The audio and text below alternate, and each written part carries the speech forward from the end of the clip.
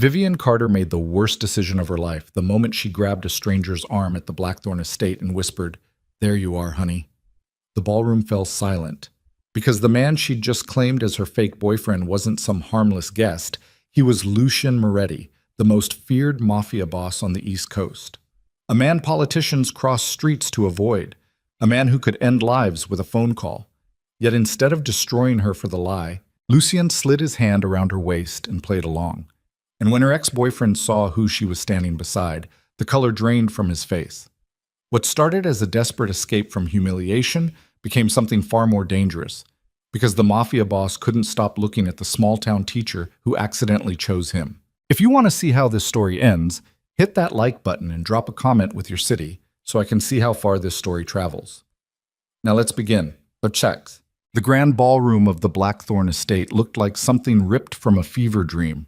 Crystal chandeliers dripping light across marble floors, champagne towers glittering like liquid gold, and enough wealth concentrated in one room to fund a small country. Vivian Carter stood near the entrance in her emerald dress, feeling like a fraud wrapped in silk she couldn't afford. She didn't belong here. Everyone else moved through the space like they owned it.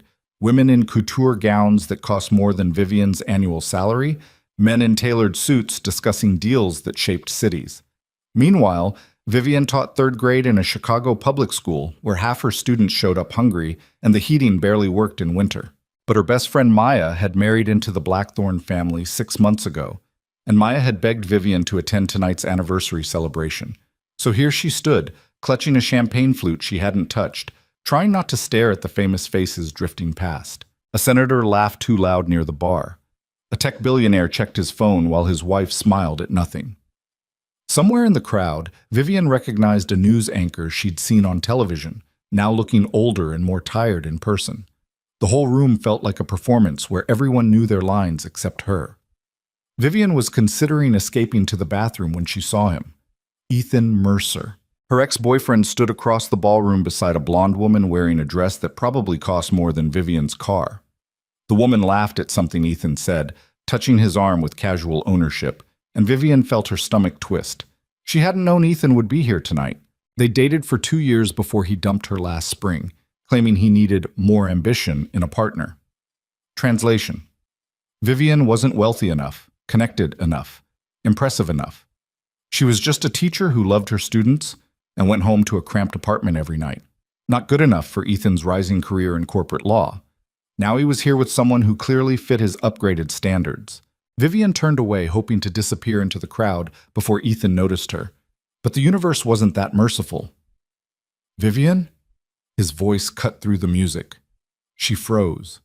Ethan approached with that confident smile he always wore, the one that used to make her feel safe but now just felt condescending. The blonde followed half a step behind, curiosity sharpening her gaze. "I thought that was you," Ethan said, eyes traveling down Vivian's dress in a way that felt more like an appraisal than appreciation. "What are you doing here?" The question landed like an insult. "Maya invited me," Vivian managed, hating how small her voice sounded. "Right, Maya." Ethan nodded like he'd forgotten Vivian existed outside their relationship. "This is Claire. Claire, this is Vivian. We dated back when I was still figuring things out." Back when I was still figuring things out. As if Vivian had been some trial run. A practice relationship before the real thing. Claire extended a perfectly manicured hand. "It's nice to meet you. What do you do?" "I'm a teacher," Vivian said. "Oh." Claire's smile didn't change, but something flickered behind her eyes. Pity, maybe, or dismissal. "That's so sweet. Ethan mentioned you worked with kids." Sweet. Like Vivian was a child herself. Like her entire career could be reduced to a harmless hobby. Ethan seemed to sense the tension because he shifted closer to Claire, his hand settling possessively on her hip. "Claire works in venture capital. We actually met through her firm. They're investing in my company's expansion." Of course they were. Vivian felt the humiliation crawling up her spine, hot and sharp. This was exactly what Ethan wanted, for her to see him thriving while she remained stuck in her small-town teacher life. "Well," Vivian said, forcing brightness into her voice, "it was good seeing you both." "You came alone?" Ethan interrupted, glancing around like he expected someone to materialize beside her. The question hung there, ugly and obvious.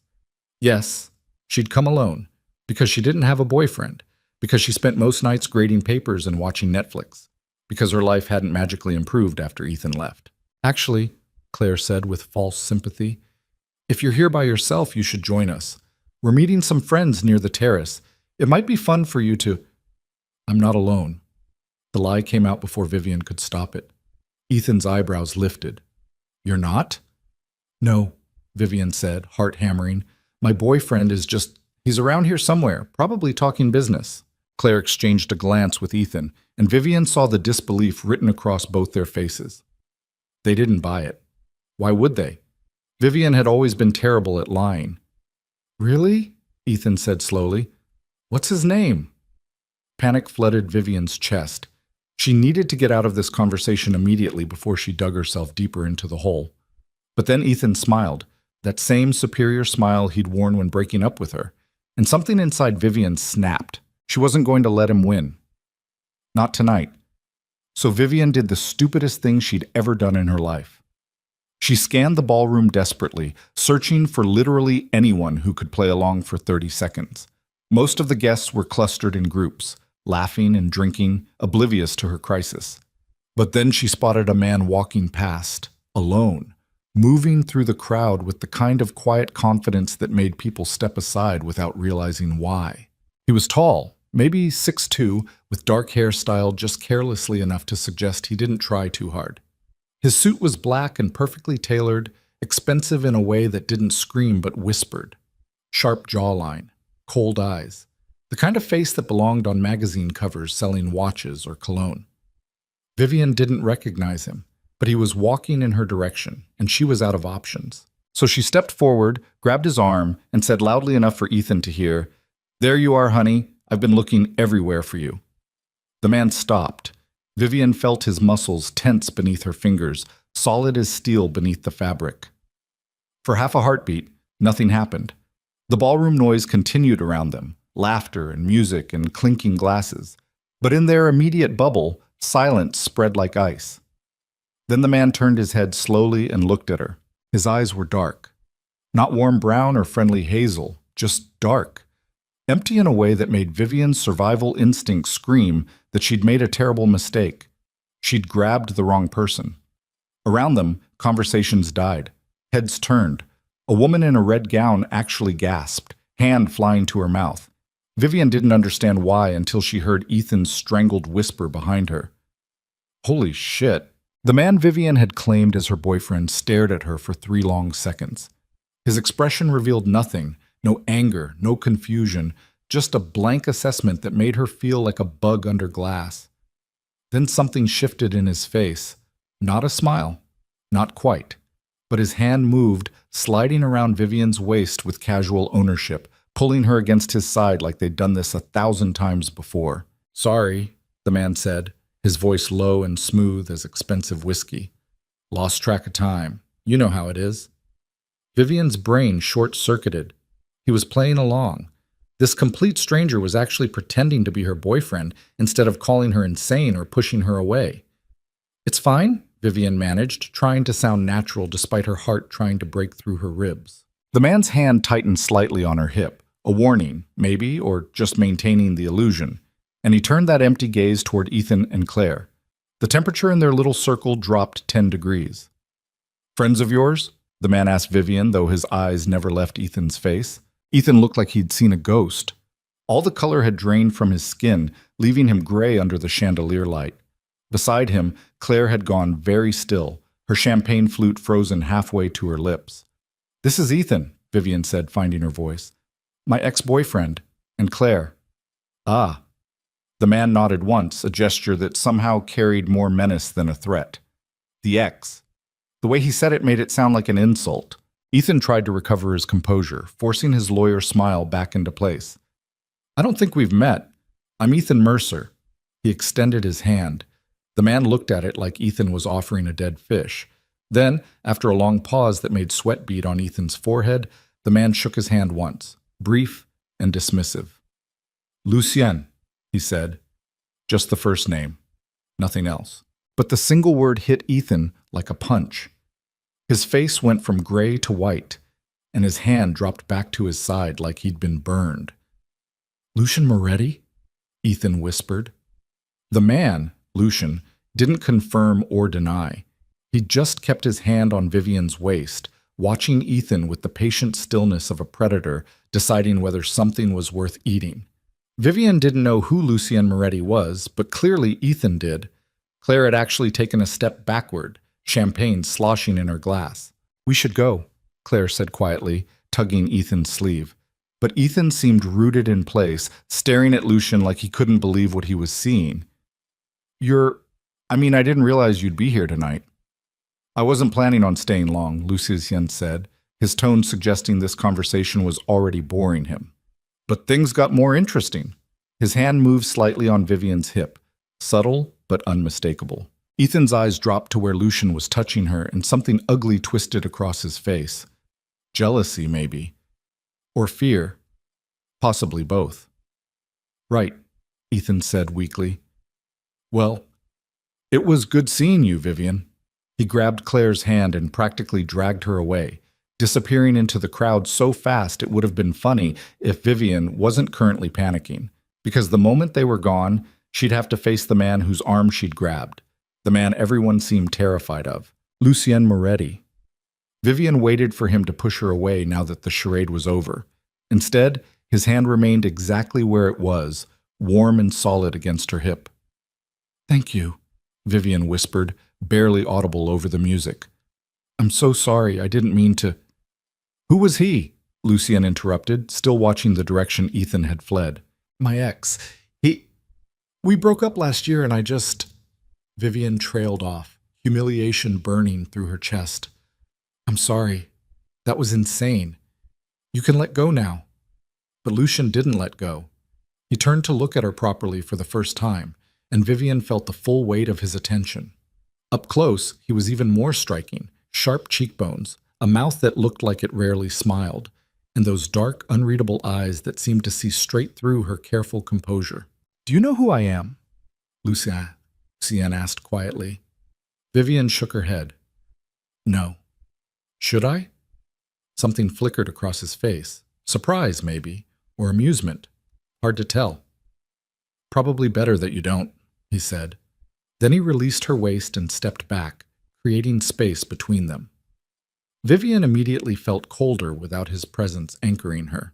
"Thank you again," she said, clutching her champagne glass like a lifeline.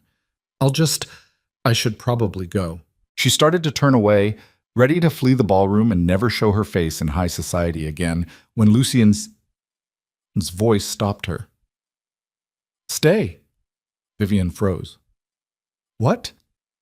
"Your ex keeps looking over here," Lucian said, nodding toward the far side of the ballroom. "If you leave now, you'll look like you were lying." Vivian glanced over her shoulder.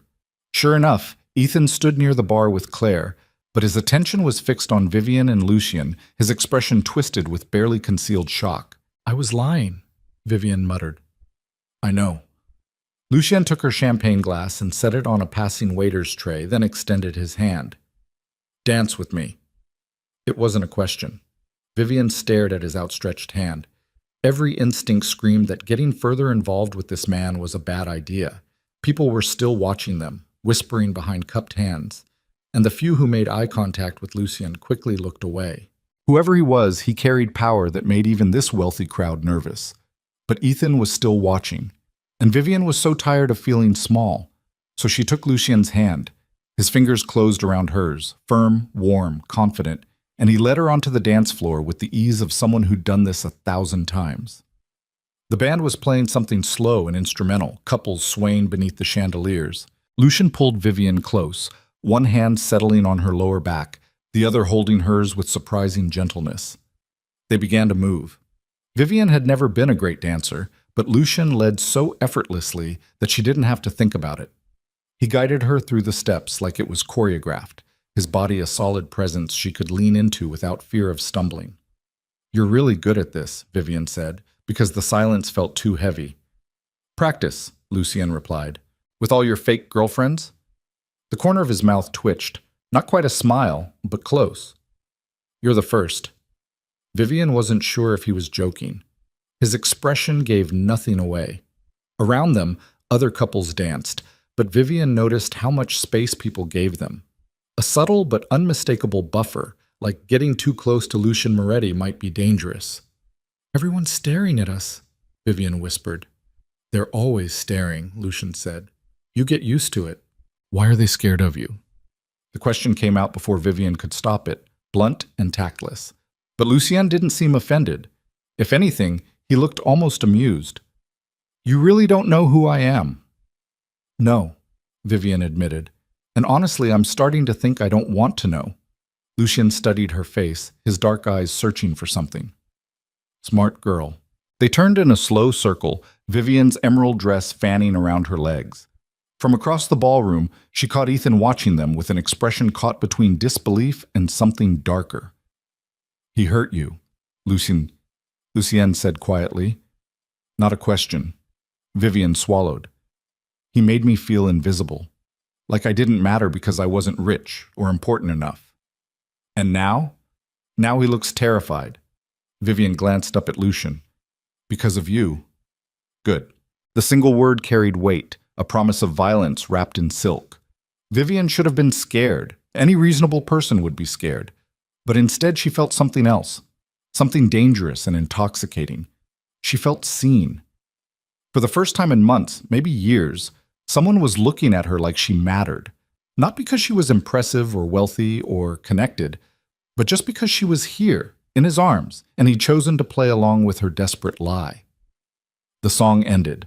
Couples around them broke apart, applause rippling through the ballroom. But Lucien didn't release Vivian immediately. He kept her close for an extra heartbeat, his hand warm against her spine. "Thank you for the dance," Vivian said softly. Lucien tilted his head slightly, studying her with that unsettling intensity. "You should stay away from me." "Why?" "Because everyone else does." Then he released her and stepped back, creating distance once again. But before Vivian could respond, a man in a dark suit approached.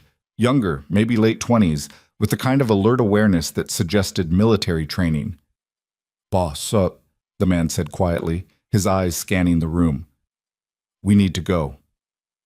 Boss. So Lucien really was someone important, someone dangerous. Lucien nodded once, then looked back at Vivian. "It was interesting meeting you, Miss Carter," Vivian supplied. "Vivian Carter." "Vivian?" Lucien repeated, like he was committing it to memory. "Try to stay out of trouble." Then he turned and walked away, the younger man falling into step beside him. People parted automatically to let them pass, conversations dropping to whispers in their wake. Vivian stood alone on the dance floor, her heart still racing, watching Lucien Moretti disappear into the crowd. She should have felt relieved. The charade was over. She could go home, forget this ever happened, and return to her normal life of grading papers and eating takeout in her apartment. But instead, Vivian felt the strangest sense of loss, like she'd touched something electric and beautiful, and now the world felt dimmer without it. "Oh my God." Maya appeared at Vivian's elbow, eyes wide with shock. Her friend wore a stunning silver gown and diamonds that probably cost more than Vivian's car, her dark hair swept into an elegant updo.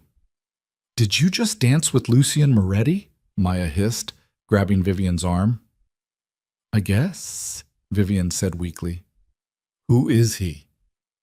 Maya stared at her like she'd asked who the president was. "Vivian, Lucien Moretti practically runs this city. He's..." She lowered her voice to barely a whisper. "He's Mafia." The word hit Vivian like cold water. Mafia. The man she'd grabbed as her fake boyfriend.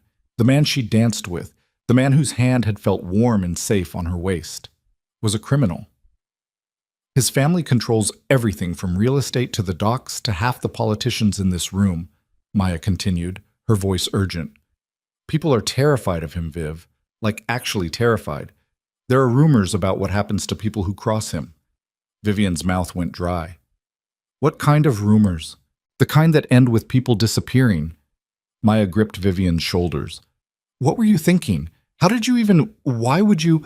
"It was an accident," Vivian said quickly, trying to process this information.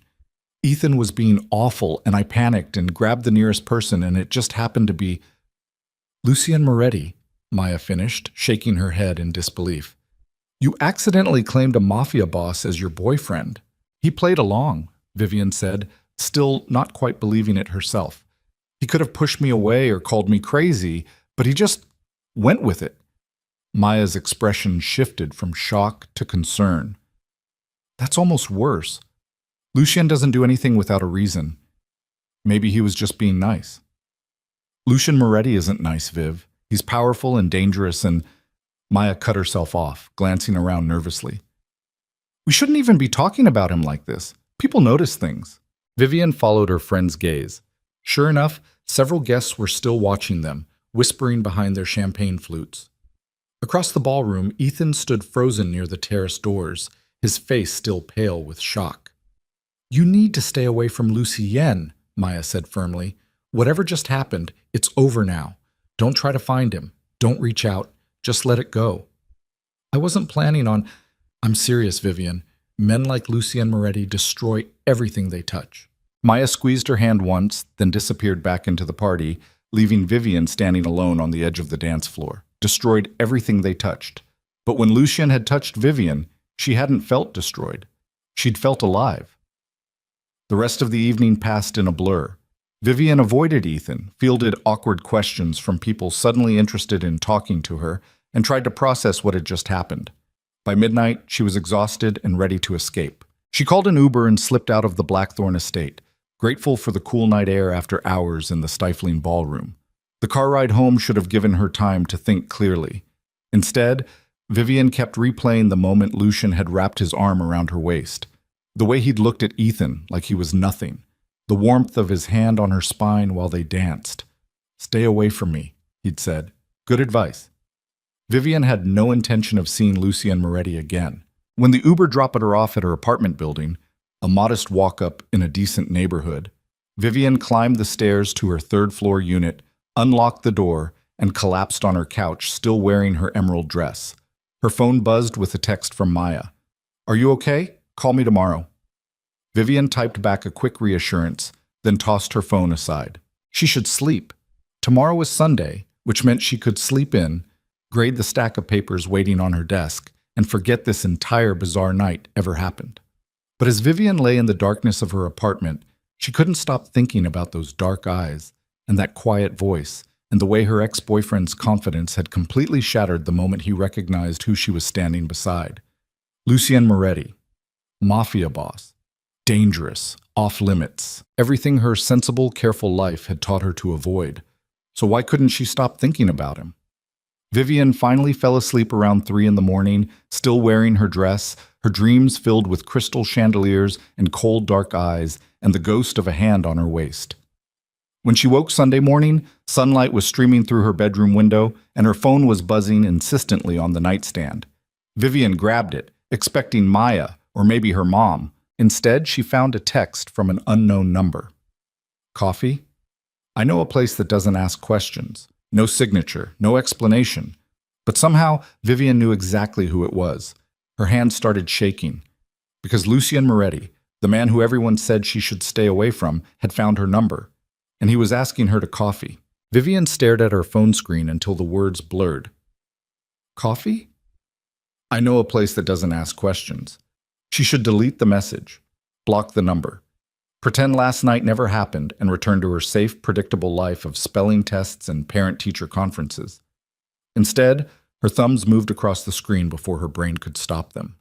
How did you get my number? The response came within seconds. Does it matter? Vivian sat up in bed, her emerald dress wrinkled beneath her. Outside her window, Chicago buzzed with Sunday morning normalcy, joggers on the sidewalk, a family loading into their minivan, someone walking a golden retriever. Regular people living regular lives. She typed back, yes. 3 dots appeared, then disappeared, then appeared again. I asked your friend Maya, told her I wanted to apologize for making you uncomfortable last night. Did you make me uncomfortable? Did I? Vivian's heart hammered against her ribs. She could still feel the phantom warmth of his hand on her waist, the solid presence of his body guiding her across the dance floor. Uncomfortable wasn't the word she'd use. Terrified, maybe. Electrified, definitely. Where? She typed. I'll pick you up in an hour. You don't know where I live. Yes, I do. The casual certainty of those 3 words sent ice down Vivian's spine. He knew where she lived. Had probably known before he even texted, which meant last night hadn't been some random act of kindness. Lucian Moretti had made a decision about her. She just didn't know what kind of decision yet.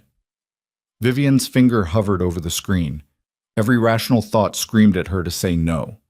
Maya's warning echoed in her head. Men like Lucian Moretti destroy everything they touch. But Ethan's shocked face kept flashing through her memory. The way he'd looked at her like she suddenly mattered, like she was someone worth fearing. 1 hour, Vivian typed, then immediately regretted it. Wear something comfortable. We might drive. The conversation ended there. No goodbye, no small talk, just instructions delivered with the confidence of someone used to being obeyed. Vivian threw her phone onto the bed and pressed her palms against her eyes. What the hell was she doing? 53 minutes later, she stood in front of her bathroom mirror wearing jeans, a soft gray sweater, and minimal makeup. She'd washed her hair twice, changed outfits 4 times, and nearly texted him to cancel approximately 17 times. But she hadn't, because some self-destructive part of her needed to know what happened next. Her phone buzzed. Downstairs. Vivian grabbed her jacket and purse, locked her apartment, and descended the 3 flights of stairs with legs that felt like water. When she pushed through the building's entrance, she found a black Mercedes idling at the curb. Not a flashy sports car or an ostentatious limousine, just an expensive sedan that whispered wealth instead of shouting it. The driver's side window rolled down. Lucian Moretti sat behind the wheel, wearing a dark Henley and jeans that should have made him look casual, but somehow didn't. He still carried that same quiet danger, like a loaded weapon wrapped in human skin. "Get in," he said. Not a question. Never a question with him. Vivian opened the passenger door and slid inside. The interior smelled like leather and something else. Cologne, maybe. Subtle and expensive. Classical music played softly through the speakers, something piano-heavy she didn't recognize. Lucienne pulled away from the curb before she'd even fastened her seatbelt. They drove in silence for several minutes, heading north toward the lake. Vivian kept stealing glances at him, trying to reconcile this man with Maya's warnings about disappearances and violence. In daylight, Lucienne looked almost normal. Strong hands on the steering wheel, a slight shadow of stubble along his jaw, those dark eyes focused on the road ahead. If you didn't know who he was, you might think he was just another wealthy professional enjoying his Sunday morning. But Vivian noticed the other things too, the way his gaze constantly flickered to the rearview mirror, the phone mounted on the dashboard showing what looked like a security feed, the subtle bulge beneath his left arm that might have been a holster. "You're staring," Lucian said without looking at her. "You're a criminal," Vivian replied before she could stop herself. His mouth twitched. "That's what they tell you?" "Maya said you run half the city, that people disappear when they cross you. And yet you got in my car." Moment of insanity, or curiosity. Lucien glanced at her briefly, those dark eyes unreadable. "Which is more dangerous?" They turned onto Lakeshore Drive, the water spreading blue and infinite to their right. Early morning sunlight glittered across the surface like scattered diamonds.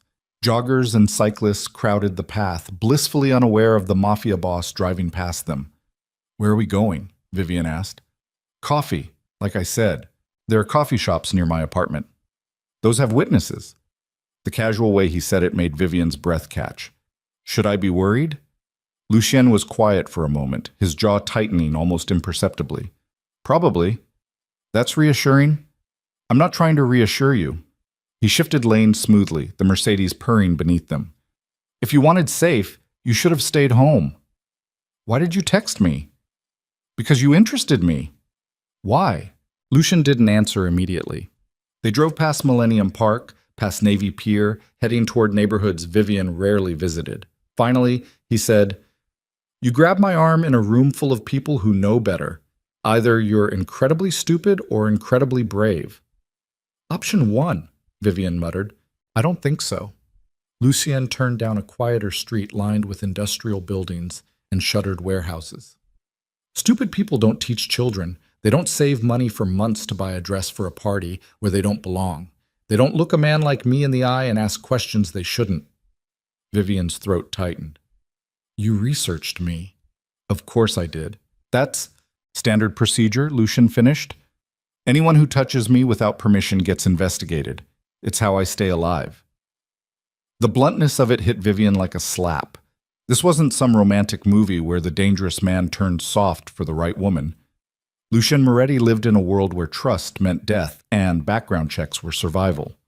So what did you find? Vivian asked, trying to keep her voice steady. Third-grade teacher at Washington Elementary, 27 years old. Student loans almost paid off. No family in Chicago except your friend Maya, no criminal record, no connections to anyone remotely interesting. Lucien pulled into an alley behind a brick building that looked abandoned. You're aggressively normal, Vivian Carter. Sorry to disappoint. I didn't say I was disappointed. He parked the Mercedes and killed the engine. The sudden silence felt heavy, broken only by the distant hum of traffic. Vivian's pulse hammered in her throat. Is this where you murder me? She asked, aiming for humor and landing somewhere near hysteria. Lucian turned to look at her properly for the first time since she'd gotten in the car. His dark eyes swept across her face, lingering on her mouth before meeting her gaze.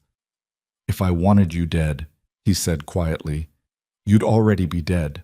The terrible thing was how matter-of-fact he sounded. Like murder was just another item on his to-do list, somewhere between picking up dry cleaning and answering emails. Great, Vivian whispered. That makes me feel so much better.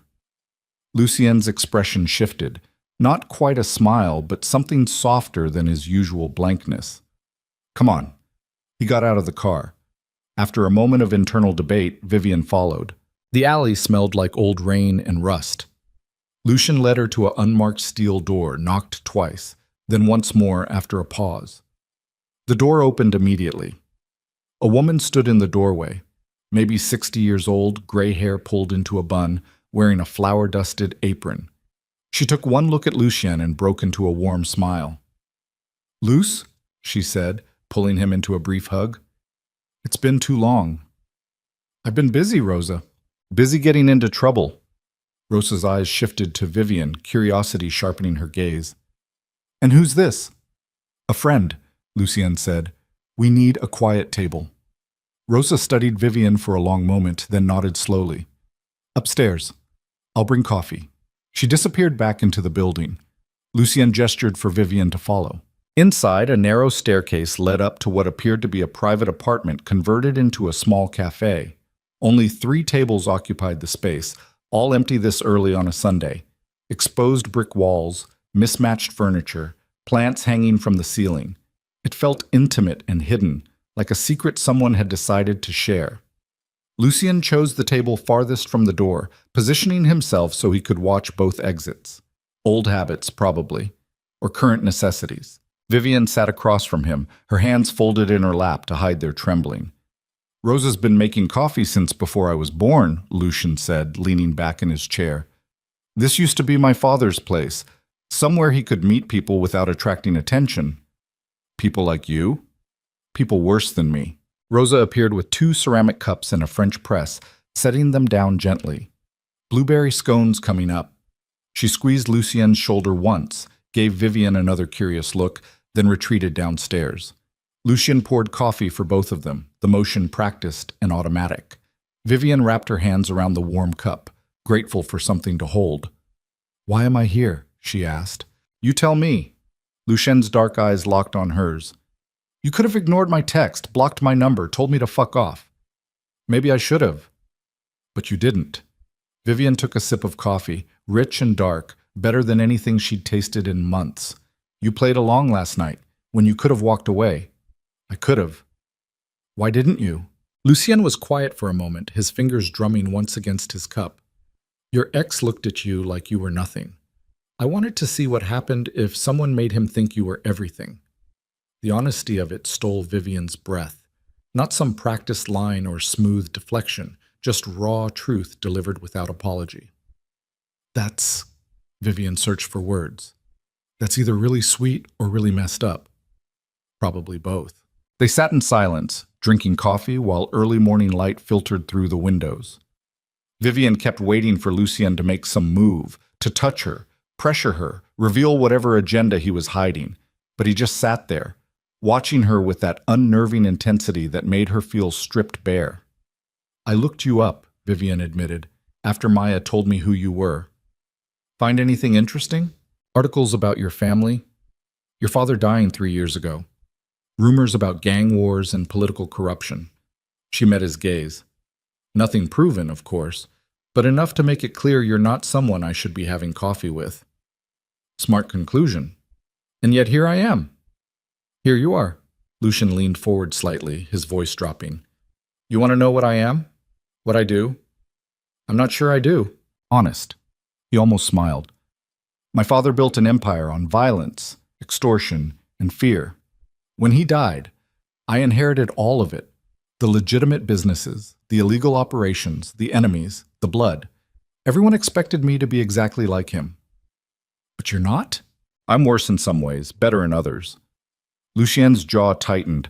I'm trying to clean things up, move money into legal channels. End the trafficking, the protection rackets, the street violence. But you can't just flip a switch on decades of corruption. Every change I make creates enemies, people who profit from the old ways. So you're what? A reformed criminal? No. The word came out flat and certain. I've done things that can't be reformed. I've hurt people, killed people, made decisions that keep me awake most nights. His eyes never left hers. I'm not looking for redemption, Vivian.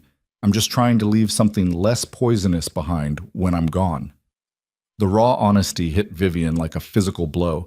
She'd expected denials or justifications, not this brutal self-awareness. Why are you telling me this? She whispered. Because you asked, and because... Lucian stopped, something flickering across his face. Uncertainty, maybe. A crack in his armor. Because most people see what they want to see when they look at me. Fear or greed or opportunity, but last night you looked at me like I was just a man, not a monster, not a meal ticket, just someone. Vivian's throat tightened. I didn't know who you were. Exactly. His voice roughened slightly. Do you know how rare that is?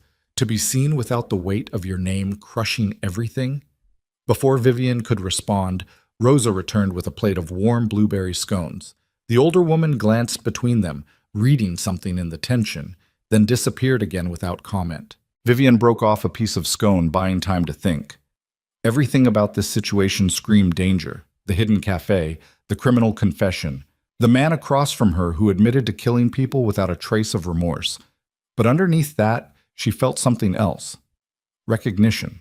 Because Vivian understood being seen only as what you represented. The dedicated teacher. The good girl. The safe choice who'd never amount to anything exciting. Ethan had looked at her and seen limitations. Her family looked at her and saw wasted potential. Even Maya sometimes treated her like a child who needed protecting. But when Lucian looked at her, he saw her. Not the role, not the assumptions, just Vivian. I should go, she said, though she didn't move. This is insane. You're dangerous, and I'm a teacher who alphabetizes her spice rack. I know. We have nothing in common. I know. So why do I want to stay? Lucian's expression shifted, something heated flickering in those dark eyes. Because you're tired of being invisible. The truth of it pierced through Vivian's defenses. Yes. She was tired of being invisible, tired of being dismissed and underestimated and patted on the head like her dreams were cute but ultimately meaningless. Last night, standing beside Lucian Moretti, she'd felt powerful, dangerous, seen, and now she couldn't unknow what that felt like. One coffee, Vivian said, her voice barely steady. That's all this is? Then I go back to my life and you go back to yours, and we forget this happened. If that's what you want. It is. Lucian studied her face for a long moment, then nodded once. Okay. They finished their coffee in loaded silence. Rosa appeared to refill their cups, humming softly to herself. Outside, Chicago woke up fully. Car horns, distant sirens, the constant urban symphony. Inside the hidden cafe, time felt suspended. Tell me something, Lucienne said eventually. Something real, not what you think I want to hear. Vivian hesitated. Like what? Anything. He leaned back, coffee cup cradled in his hands. Surprise me. So Vivian told him about her students. About Jaden, who couldn't sit still for more than 5 minutes but wrote the most beautiful stories when you let him pace. About Sophia, who was reading 3 grade levels ahead but wouldn't speak in class because her accent made other kids laugh. About Marcus, whose dad was in prison and whose mom worked 3 jobs, so he showed up exhausted every morning but never stopped trying. She told him about the funding cuts that meant no field trips, no art supplies, no music program. About parents who blamed her for their children's struggles. About the principal who cared more about test scores than actual learning. And Lucian listened. Really listened. Not with the polite attention people gave when they were waiting for their turn to talk, but with genuine focus. He asked questions, good questions, about classroom dynamics and educational theory and what made some kids thrive while others struggled. It was the strangest conversation Vivian had ever had with someone who'd just admitted to murder. "You love them," Lucian said finally. "Your students." "Of course I do. Not everyone would. Most people see teaching as a job, a paycheck. You see it as—" He paused, searching for words. "A calling." Vivian felt heat creep up her neck. "That sounds dramatic. Doesn't make it wrong." They talked for another hour. About music. Lucien played piano, which somehow surprised and didn't surprise Vivian simultaneously. About books. They both loved thrillers, though Lucien's taste ran darker than hers. About Chicago, which Lucien knew better than anyone Vivian had ever met, every neighborhood's history and hidden corners. By the time they left Rosa's cafe, the sun hung high and bright, and Vivian had almost forgotten she was having coffee with a Mafia boss. Almost. The drive back to her apartment felt shorter. Lucien navigated through side streets, avoiding the main roads, and Vivian realized he was being careful. Avoiding cameras, maybe, or just habits formed from years of looking over his shoulder. When they pulled up outside her building, Lucien killed the engine but didn't move to get out. "Thank you," Vivian said, her hand on the door handle, "for the coffee, and for this." "Vivian," his voice stopped her. She turned back. Lucien stared straight ahead through the windshield, his jaw tight. "This was a mistake." The words hit like cold water. "What?" "Texting you, bringing you to Rosa's, all of it." He finally looked at her, and something in his expression made Vivian's chest ache. "People around me get hurt. It's not a metaphor, it's a fact. And you're—" "What?" Vivian challenged. "Too normal, too innocent, too breakable?" "All of that." "Then why did you text me?" Lucian's hands tightened on the steering wheel. "Because I'm selfish. Because for one night you looked at me like I was worth something beyond fear, and I wanted to feel that again." The raw honesty cracked something open in Vivian's chest. She should have gotten out of the car, thanked him politely, and walked away from this beautiful disaster before it consumed her. Instead, she heard herself say, "What if I don't want safe?" Lucien's head snapped toward her, eyes dark and intense. "Don't. Don't what? Don't make me hope." His voice dropped to barely above a whisper. "Don't make me want things I can't have." "Why can't you have them?" "Because wanting things makes you weak, and I can't afford weakness." They stared at each other across the console, the air between them charged with something dangerous and inevitable. Vivian's heart hammered so hard she thought it might break through her ribs.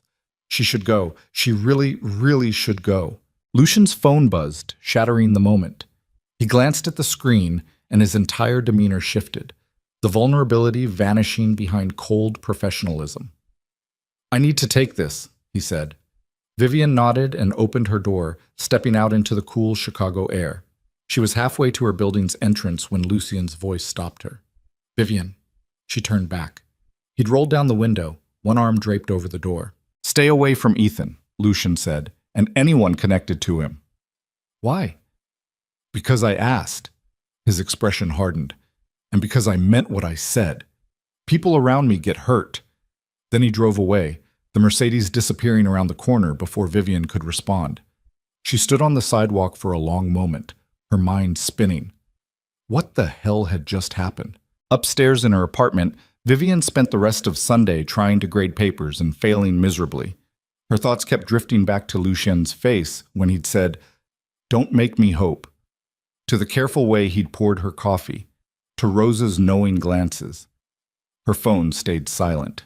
Monday morning arrived with typical chaos.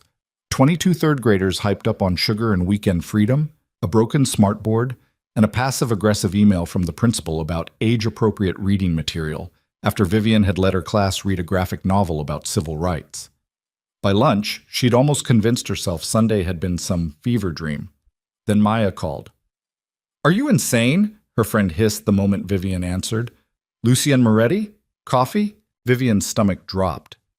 "How did you—" "He asked for your number, Viv. Of course I'm keeping tabs."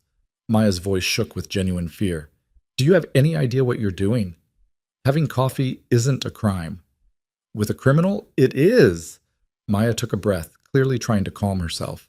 "Look, I love you. You're my best friend, but you need to understand. Lucien Moretti isn't some misunderstood bad boy. He's dangerous, like actually dangerous. The FBI has a file on him 3 inches thick. He told me," Vivian said quietly, "about what he does, what he's done." Silence stretched between them. "He told you," Maya repeated slowly. "And you still went?" "Yes." "Why?" Vivian didn't have a good answer. Or rather, she had 1,000 answers and none of them made sense strung together. Because he saw her, because he listened, because for 2 hours she'd felt more alive than she had in years. "Just be careful," Maya said finally. "Please, I can't lose you." After they hung up, Vivian stared at her phone for a long time. She should delete Lucian's number, block him, move on. Instead, she saved his contact under "Don't Answer" and went back to teaching verb conjugations to 8-year-olds. 3 days passed with no contact. Vivian told herself she was relieved. Life returned to normal. Lesson plans, parent conferences, grocery shopping, Netflix binges in her pajamas. But she kept checking her phone, and every time it buzzed, her heart jumped. Thursday evening, Vivian stayed late at school to set up for Friday's science experiment. By the time she finished, darkness had fallen over Chicago. She gathered her things, locked the classroom, and headed toward the parking lot. A black Mercedes sat near the entrance. Vivian's breath caught. Lucien leaned against the driver's side door, hands in his pockets, looking like he belonged in a magazine ad rather than a school parking lot. He'd clearly been waiting, shoulders tense, eyes scanning the street with that constant awareness. When he saw her, something in his expression shifted, softened. "You shouldn't be here," Vivian said, even as her feet carried her closer. "I know. Someone might see." "I don't care." They stood 3 feet apart, the space between them crackling with tension. Streetlights cast orange shadows across Lucian's face, making his eyes darker and more dangerous. "Why are you here?" Vivian asked. "Because I tried to stay away." His jaw tightened. "I lasted 4 days." "Lucien, calm. I know it's selfish. I know I should leave you alone. I know every logical reason this is a terrible idea." He stepped closer, and Vivian's pulse kicked into overdrive. "But I can't stop thinking about you." The raw admission hung between them. "This is crazy," Vivian whispered. "Yes. You're dangerous." "Yes. We barely know each other." "Yes. So why does this feel—" She couldn't finish the sentence. Lucien's hand lifted, hovering near her face like he wanted to touch her but wasn't sure he had permission. "Like something inevitable?" "Yes." That single word changed everything. Lucien's fingers finally made contact, brushing along Vivian's jaw with devastating gentleness. His touch burned, made her breath stutter and her knees weak and her common sense evaporate completely. "Have dinner with me," he said quietly. "No more coffee in hidden cafes. Real dinner. Let me do this properly." "Properly?" Vivian almost laughed. "You're a mafia boss asking out a 3rd-grade teacher in a school parking lot." "Still counts." Against every warning bell screaming in her head, Vivian found herself nodding. "Okay. Tomorrow night. I'll pick you up at 7. Where are we going?" "Somewhere no one will bother us." Lucien's thumb traced her cheekbone once more. Then he stepped back, creating distance before things could spiral further. His eyes lingered on her mouth, dark with wanting, before he forced himself to look away. "Be ready," he said, then got into the Mercedes and drove off. Vivian stood in the empty parking lot, hand pressed to her still tingling cheek, and wondered what the hell she'd just agreed to. That night, she barely slept. Friday dragged endlessly. Her students sensed her distraction and took full advantage. Paper airplanes, spontaneous dance parties, a minor glitter incident that would take weeks to fully clean up. By 3 o'clock, Vivian was exhausted and jittery and questioning every life choice that had led to this moment. Maya called at 4. Tell me you're not actually having dinner with him. I'm having dinner with him. Vivian, I know, okay? I know it's stupid and reckless, and probably the worst decision I've ever made. Vivian stared at her closet, trying to figure out what one wore to dinner with organized crime. But I'm doing it anyway. Then at least be smart about it. Send me his address. Check in every hour. Keep your phone charged. You sound like my mom. Your mom would lock you in your room if she knew what you were doing. Fair point. At 6:30, Vivian stood in front of her mirror wearing a simple black dress and heels, her hair loose around her shoulders. Nothing fancy, but elegant enough for wherever Lucian was taking her. Her phone buzzed at 6:58. Downstairs. Vivian grabbed her jacket and purse, sent Maya a quick "I'm alive" text, and headed down to the street. The same Mercedes waited at the curb, but when Vivian approached, a different man stood beside the passenger door. Younger, early 30s maybe, wearing a dark suit that screamed security detail. Ms. Carter, he said politely. Mr. Moretti asked me to escort you. Vivian's stomach twisted. Where is he? Waiting at the restaurant. There was a complication. He sent me to ensure your safety. Red flags exploded in Vivian's mind. This felt wrong. Lucian had promised to pick her up himself. Sending someone else, no matter how polite, sent entirely the wrong message.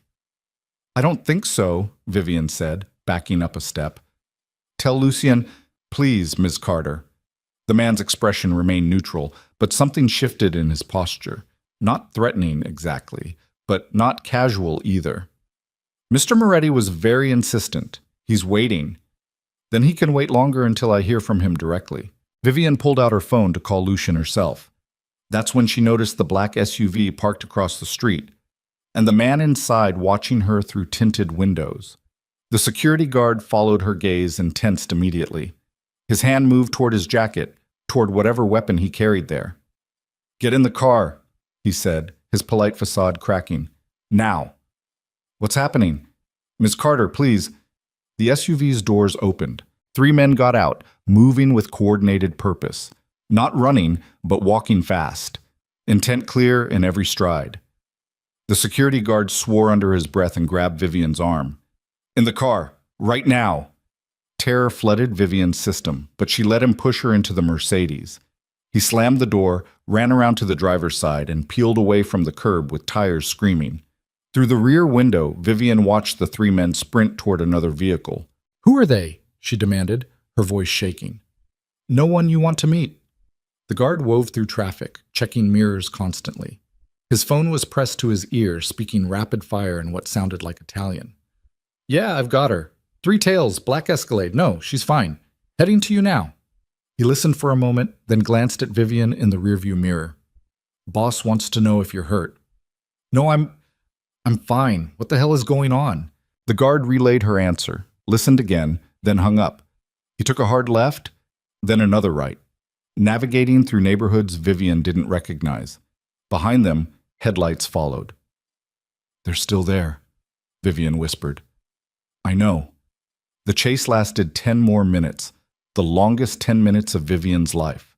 Her driver executed maneuvers that belonged in action movies, turning down alleys, running yellow lights, using the city's grid to their advantage. Finally, the Escalade disappeared. They pulled into an underground garage beneath a building Vivian didn't recognize. Armed men flanked the entrance, faces hard and alert. The guard parked and immediately opened Vivian's door. This way. Her legs shook as she followed him to an elevator. They rode up in silence, tension thick enough to choke on. When the doors opened, Vivian found herself in a penthouse apartment with floor-to-ceiling windows overlooking Chicago's glittering skyline. And there, standing in the center of the room with his back to her, was Lucian Moretti. He turned when he heard the elevator. The look on his face, fury and fear twisted together, made Vivian's breath catch.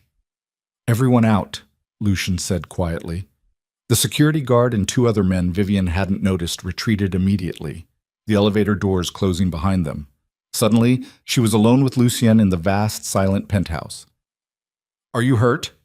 His voice came out rough, barely controlled. No, Did they touch you? No, but Lucien, what? He crossed the distance between them in 3 strides and pulled her against him hard, one hand cupping the back of her head, the other wrapped around her waist. Not romantic, not gentle, desperate, like he'd been terrified and was only now allowing himself to feel it. Vivian stood frozen for a heartbeat, then her arms came up around his back, holding on while he held her. I'm sorry, Lucian said into her hair. I'm so fucking sorry. This is exactly what I was trying to avoid. Who were those men? Rivals. Enemies.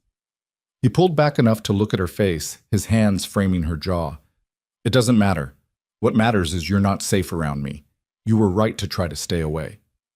But I didn't stay away. You should have. His thumbs brushed her cheekbones, the gesture heartbreakingly tender coming from someone so dangerous. I should have left you alone. Why didn't you? Lucian's dark eyes searched hers. Because I'm selfish. Because knowing you exist and not seeing you feels impossible. His jaw tightened. Because when I'm with you, I remember what it's like to want something besides power and control. What do you want? The question hung between them, loaded and inevitable. Lucian's gaze dropped to her mouth, then back to her eyes. You. I want you, Vivian, and that's the most dangerous thing I've ever admitted. Before she could respond, his phone buzzed insistently. Lucian pulled it out, read something on the screen, and his entire expression hardened into something cold and lethal. They know who you are, he said quietly. Your name, where you work, where you live. He looked at her, and Vivian saw genuine fear behind the anger. This isn't a game anymore. My enemies will use you to get to me. The words settled over Vivian like ice. What do I do? Lucien was quiet for a long moment, clearly wrestling with something. Finally, he said, you have 2 choices. I can arrange protection, security watching your apartment, guards outside your school, surveillance to make sure you're never alone. You go back to your normal life, but you'll always be looking over your shoulder. Or, his hands tightened on her face, or you stay with me. Here, where I can protect you properly. Where my enemies can't reach you without going through an army. Lucien's voice dropped. But that means stepping fully into my world. No more pretending this is just coffee or dinner. You become mine, and everyone knows it. Vivian's heart hammered. That's insane. Reckless. Probably the worst decision you could make. Lucian's thumb traced her bottom lip, the touch electric. But it's the only way I can guarantee your safety. And Vivian, his voice cracked slightly. I will burn this entire city down before I let anyone hurt you. The raw possessiveness in those words should have terrified her. Instead, they made something fierce and wild unfurl in Vivian's chest. She thought about her quiet apartment, her careful, predictable life, the safety she'd built around herself after Ethan shattered her confidence. Then she thought about Lucien's hand on her waist at the Blackthorn estate, the way he listened when she talked about her students, Rosa's knowing smile, the feeling of being seen for the first time in years. She thought about living in fear, always wondering when danger would find her, or stepping fully into the fire and at least feeling alive while she burned. How long? Vivian whispered. How long what? If I stay here, if I do this, how long until it's safe again? Lucien's expression turned bleak. I don't know, maybe weeks, maybe months. He paused. Maybe never. The honesty should have sent her running. Instead, Vivian heard herself say, okay. Lucien went very still. Okay, what? I'll stay. Vivian, I'll stay, she repeated, stronger this time. But on one condition. Anything. You tell me the truth. About everything. No more secrets. No more protecting me from reality. She met his dark gaze steadily. If I'm stepping into your world, I need to see it clearly. For a long moment, Lucien just stared at her. Then slowly, carefully, like he couldn't quite believe what he was hearing, he nodded. Deal. His hand slid from her face down to her shoulders, and Vivian saw the exact moment the reality of what she'd agreed to hit him. The vulnerability vanished, replaced by cold calculation. Then we do this properly, Lucien said. Tomorrow, we move your essential things here. I'll arrange protection for your school. Discreet, but present. Your friend Maya and anyone else close to you get security detail whether they know it or not. Lucien, this isn't negotiable. His voice turned to steel. You chose to stay. That means you follow my rules when it comes to safety.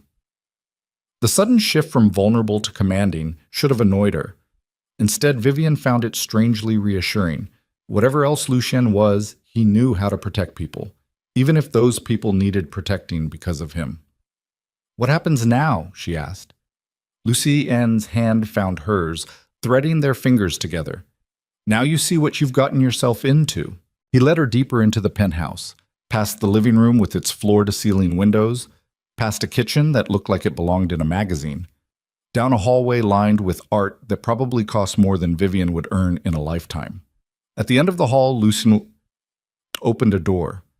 Inside was a bedroom 3 times the size of Vivian's entire apartment. King bed with black silk sheets. Another wall of windows overlooking the city. A door leading to what looked like a massive bathroom. This is yours, Lucien said. Your space. I'm across the hall. You can lock the door if you want privacy. The security system is... Lucien. He stopped, turning to look at her. Where do you want me to sleep? The question hung between them, weighted with implications neither of them were quite ready to examine. Lucien's jaw tightened. That's not... We don't have to... I'm not asking what we have to do. I'm asking what you want. He stared at her for a long moment, conflict written clearly across his face. Want warring with restraint. Desire fighting against the knowledge that whatever this was between them came with costs neither of them had fully calculated yet. I want, Lucien said quietly, to not be a selfish bastard for once in my life. That's not an answer. Yes, it is. He released her hand and stepped back, creating distance. You just made the most dangerous decision of your life, Vivian. Don't compound it by rushing into something you can't take back. The rejection stung, even though Vivian knew he was right. Tomorrow we'll move your things, Lucien continued, his voice carefully neutral now. Tonight, you sleep. There's food in the kitchen, anything you need. I'll be in my office making calls, damage control. And Vivian? She looked up at him. Thank you, he said, for trusting me. Then he left her standing in the enormous bedroom, alone with her racing thoughts and the terrifying knowledge that she'd just stepped past the point of no return. Vivian didn't sleep. She lay in the massive bed surrounded by silk sheets that cost more than her monthly rent, staring at the ceiling while Chicago glittered beyond the windows.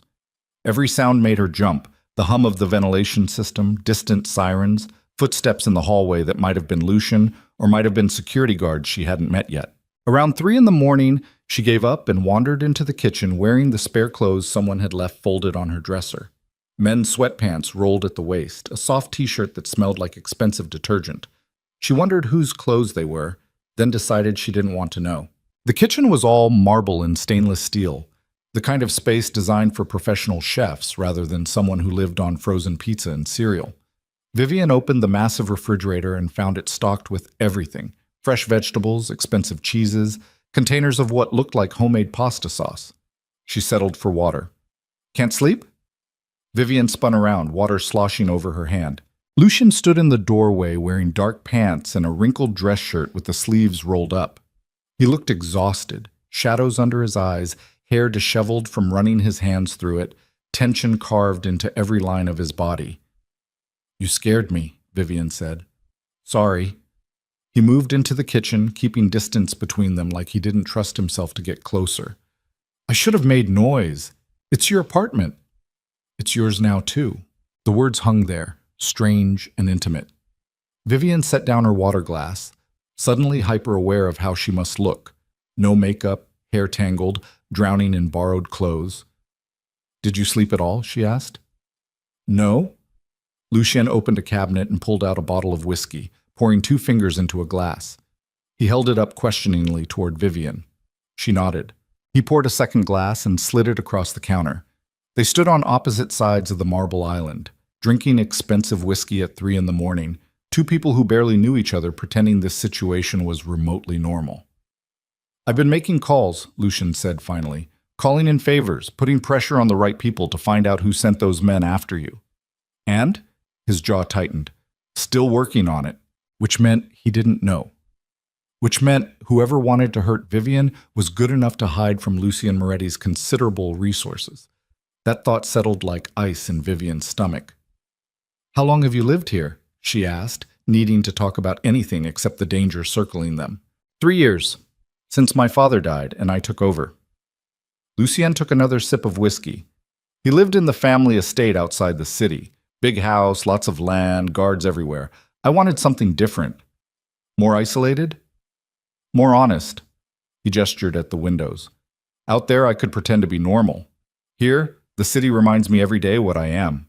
Vivian studied his face in the dim kitchen light. "And what are you?" A man trying to clean up his father's mess while his enemies wait for any sign of weakness. Lucian's dark eyes met hers. "And you, Vivian Carter, are the biggest weakness I've shown in years."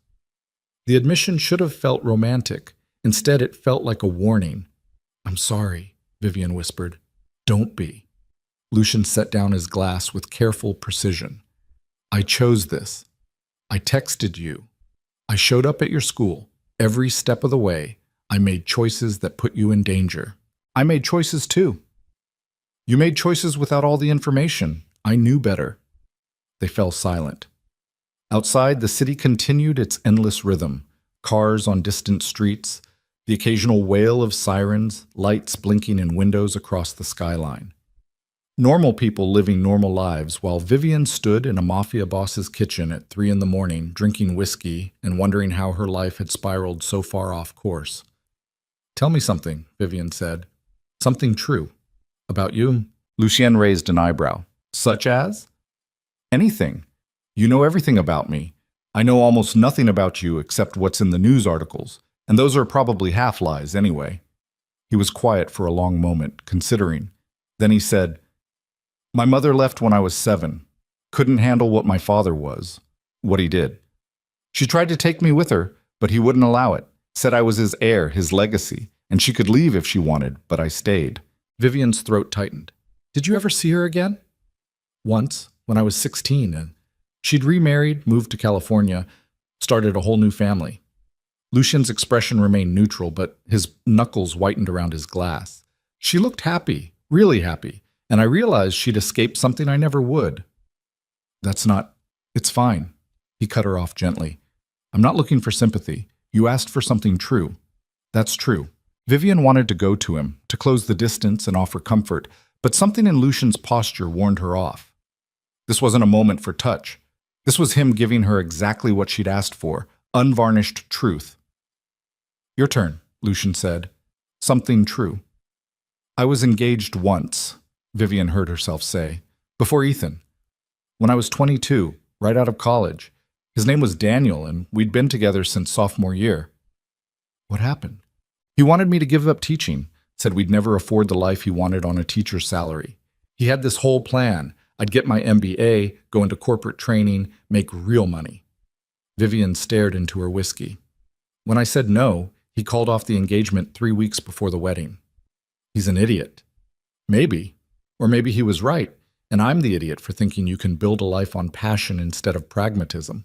Lucien moved then, finally crossing the kitchen to stand directly in front of her. Close enough that Vivian could smell whiskey and cologne and something else. Soap, maybe? Or just him? "Listen to me," he said quietly. "You chose teaching because you give a damn about those kids, because you believe education matters, and you're willing to be broke and exhausted and underappreciated if it means reaching even one of them. That's not being an idiot. That's having principles," says the man who runs a criminal empire. "Especially," says that man. Lucien's hand lifted to her face, thumb brushing her cheekbone. "I've spent my whole life around people who'd sell their own mothers for profit. You're the most ruthlessly principled person I've ever met." The compliment landed wrong, twisted somehow. Vivian pulled back slightly. "I'm not principled. I grabbed your arm at a party to make my ex-boyfriend jealous. I lied to strangers. I agreed to move in with someone I barely know because it felt exciting and dangerous, and I was tired of being invisible." "So you're human," Lucian said. "That doesn't erase the rest." Before Vivian could respond, his phone buzzed with an incoming call. Lucian glanced at the screen and his entire demeanor changed, softness vanishing, replaced by cold focus. I need to take this, he said, already moving toward his office. Stay here. Don't go near the windows. Then he was gone, and Vivian was alone again in the too-big kitchen, her whiskey glass still half full, wondering what fresh disaster required Lucian's attention at 3 in the morning. She found out at sunrise. Vivian had finally dozed off on the living room couch when voices woke her. Lucian's low and controlled, another man's sharper with agitation. She sat up, disoriented, just as Lucian appeared in the doorway with a man she didn't recognize. Early 50s, expensive suit, the kind of face that suggested he smiled often in public and never in private. Ms. Carter, the man said, his voice smooth as oil, I'm Vincent Calabresi. I handle Mr. Moretti's legal affairs. Lawyer, then, which meant whatever was happening required legal counsel at dawn. What's going on? Vivian asked, looking between them. Lucian's expression was carefully blank. We have a problem. Vincent opened his briefcase and pulled out a tablet, tapping the screen before handing it to Vivian. These photos were sent to several media outlets this morning. So far, we've managed to keep them from being published, but that won't last. Vivian looked at the screen and felt her stomach drop. Photos of her and Lucian. From the Blackthorn Estate gala, dancing, his hand on her waist, her face tilted up toward his. More photos from outside her apartment building when he'd picked her up for coffee. The two of them at Rosa's cafe, visible through the window. Outside her school, Lucian's hand on her cheek. Someone had been following them, documenting everything. Who took these? Vivian whispered. We're working on identifying the photographer, Vincent said, but that's not the primary concern right now. He swiped to another image. Vivian's teaching license, her home address, the names of her students, photos of Washington Elementary with children's faces visible in the playground. They're threatening the school, Lucian said, his voice flat and dangerous. Whoever's behind this wants to make it clear they can reach you anywhere, including through your students. The words hit Vivian like a physical blow. Her students, 8-year-olds who had nothing to do with any of this, suddenly dragged into danger because she'd been stupid enough to grab a stranger's arm at a party. The school board received an anonymous tip this morning, Vincent continued, suggesting you're involved with organized crime. They're calling an emergency meeting to discuss your employment status. Vivian's hand shook. They're going to fire me. Not if we handle this correctly. Vincent took back the tablet. Mr. Moretti has several options. No. Vivian looked at Lucien. No buying off the school board. No threatening anyone. No making this worse. It's already worse, Lucien said quietly. They're using your career as leverage.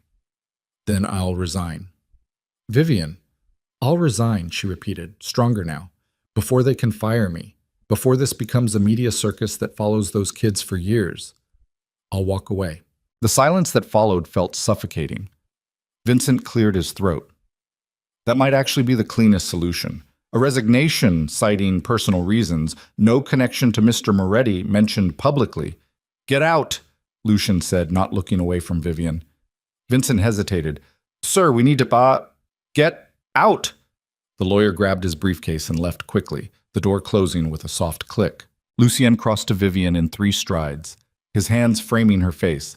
You're not resigning. I'll fix this. I'll find whoever took those photos and make them disappear. I'll pay off the school board, buy the whole fucking school if I have to, and prove them right? Vivian pulled away from his touch. Prove I'm exactly what they think I am? Some teacher who got involved with a criminal and let it contaminate everything she touched? You're a teacher who fell into something you didn't ask for. I asked for it the moment I grabbed your arm. Vivian's voice cracked. I knew what you were, Lucian. Maya warned me. You warned me. And I chose this anyway because it felt exciting and I was tired of being careful. So what are you saying? I'm saying those kids don't deserve to have their education disrupted because I made selfish choices. Vivian wrapped her arms around herself. I'll resign. Find another school district, maybe somewhere outside Chicago. Start over. Lucian's jaw tightened. They'll follow you. Whoever's doing this won't stop just because you change schools. Then what do you suggest? Stay here. Let me protect you. Let me handle this. By making people disappear? Vivian's voice rose. By using violence and threats and all the things you said you were trying to move away from. The accusation hung between them, ugly and true. If that's what it takes, Lucian said quietly. And there it was. The fundamental truth Vivian had been avoiding since that first night at the Blackthorn estate. Lucien Moretti might want to be better, might be trying to clean up his empire, but at his core, he was still a man who solved problems with force. "I need air," Vivian said, moving toward the windows. "Don't." Lucy Sheet reached for her. "The windows aren't safe." "Nothing's safe!" The words exploded out of her. "I'm not safe in my apartment, not safe at my job, not safe in this goddamn penthouse surrounded by armed guards. So what difference does it make if I stand near a window?" She crossed to the floor-to-ceiling glass anyway, staring out at Chicago waking up below. Normal people heading to normal jobs, living normal lives. Everything she'd given up the moment she decided to play along with a lie.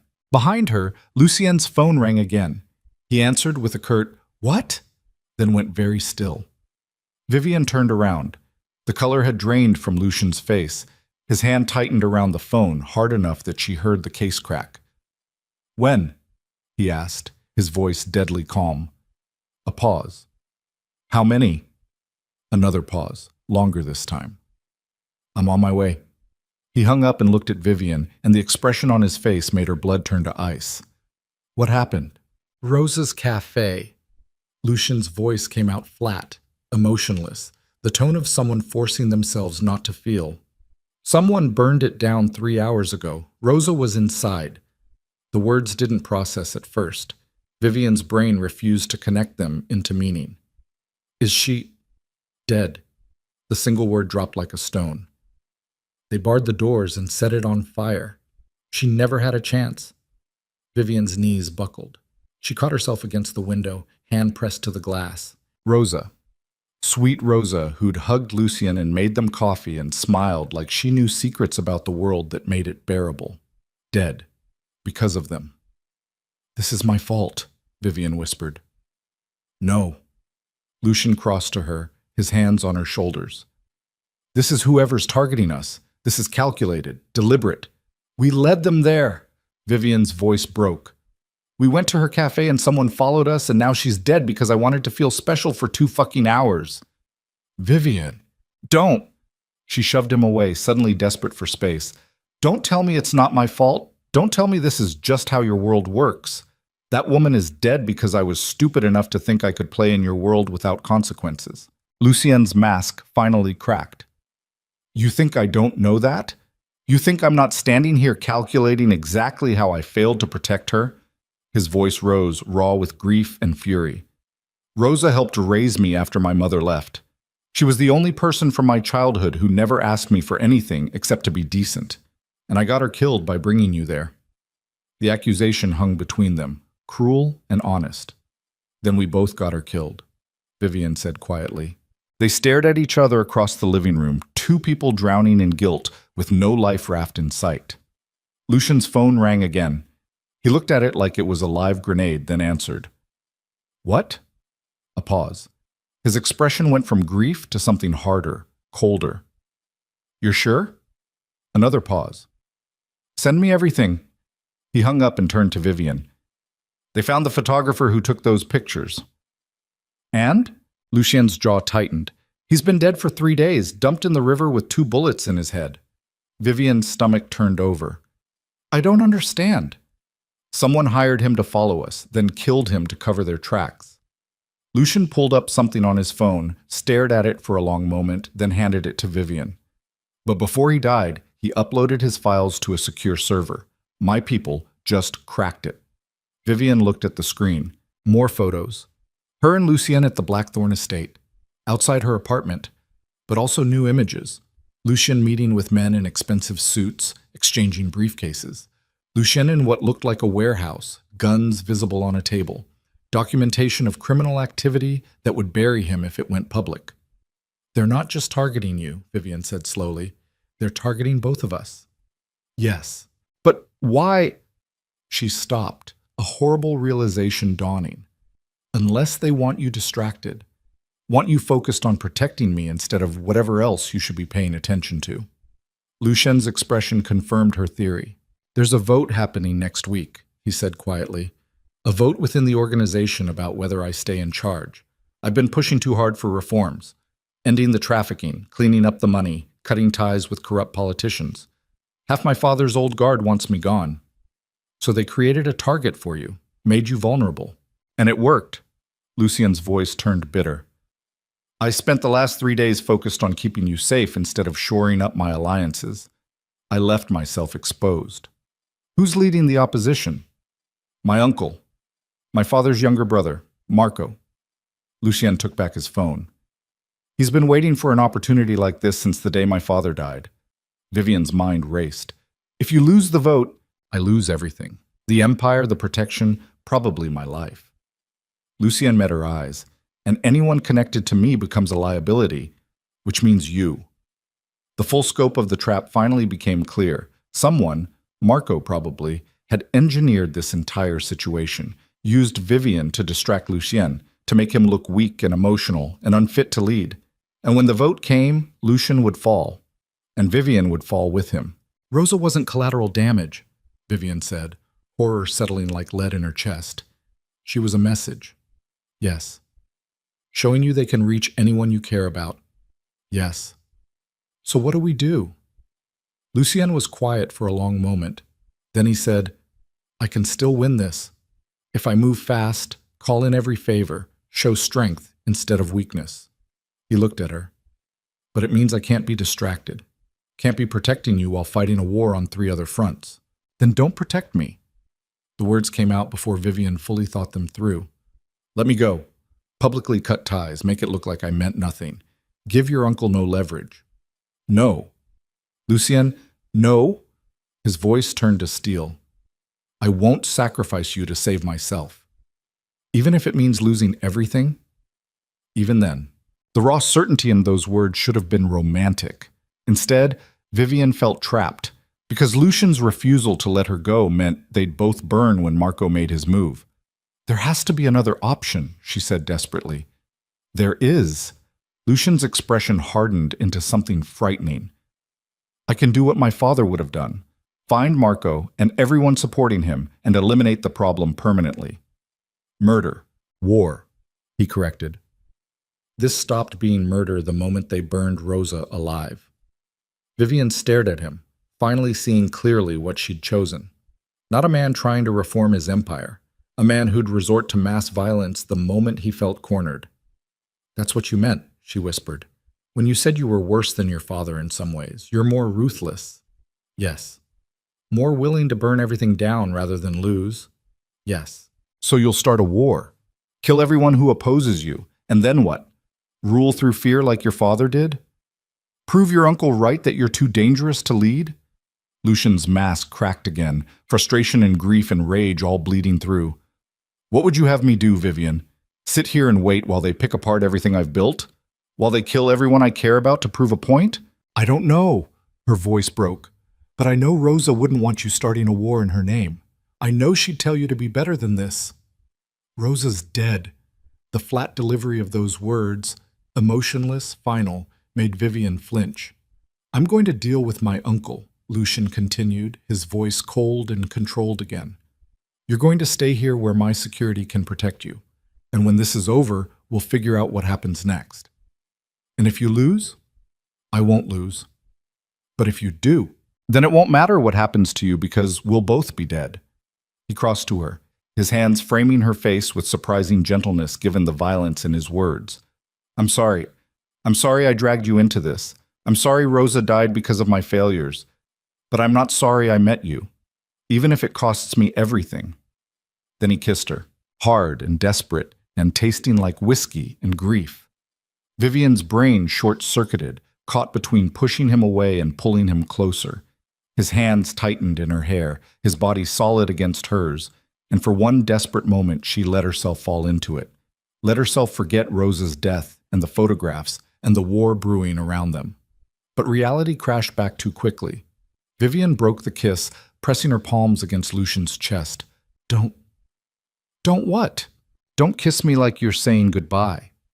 Lucien's expression shifted, something broken and honest bleeding through his control. What if I am? Then I'm coming with you. Absolutely not.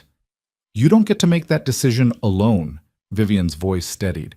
You said I'm yours, that everyone knows it, So if you're walking into a war, I'm not sitting here waiting to find out if you survive. Vivian, no? She cut him off. You told me to stay with you if I wanted protection. You told me you'd burn the city down before letting anyone hurt me. So now I'm telling you, you don't get to protect me by dying. You stay alive. You win this vote, and we figure out how to survive this mess together. For a long moment, Lucien just stared at her. Then, slowly, something like hope flickered in his dark eyes. Together, he repeated. Together. His phone buzzed again. The third interruption in an hour. This time when Lucien answered, his expression went from cautious hope to pure ice. When? He demanded. A pause. How many? Another pause, and Vivian watched his knuckles turn white around the phone. I'm on my way. He hung up and looked at Vivian, and she knew before he spoke that everything had just gotten infinitely worse. Marco just made his move, Lucien, and said quietly. He's called an emergency vote for tonight. Either I show up and face him directly, or he wins by default. Tonight? Vivian's voice rose. You said next week. I know what I said. He moved the timeline. Lucien was already moving toward his office, typing furiously on his phone. He's forcing my hand before I can shore up support. Classic ambush tactic. So what do? Lucien stopped in the doorway, his back to her.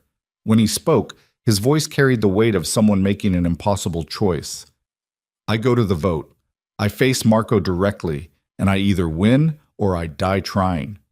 He turned around, and Vivian saw real fear in his eyes for the first time. And Vivian, if I don't make it back, if this goes wrong, there's a car in the garage with keys in the ignition and $50,000 cash in the trunk.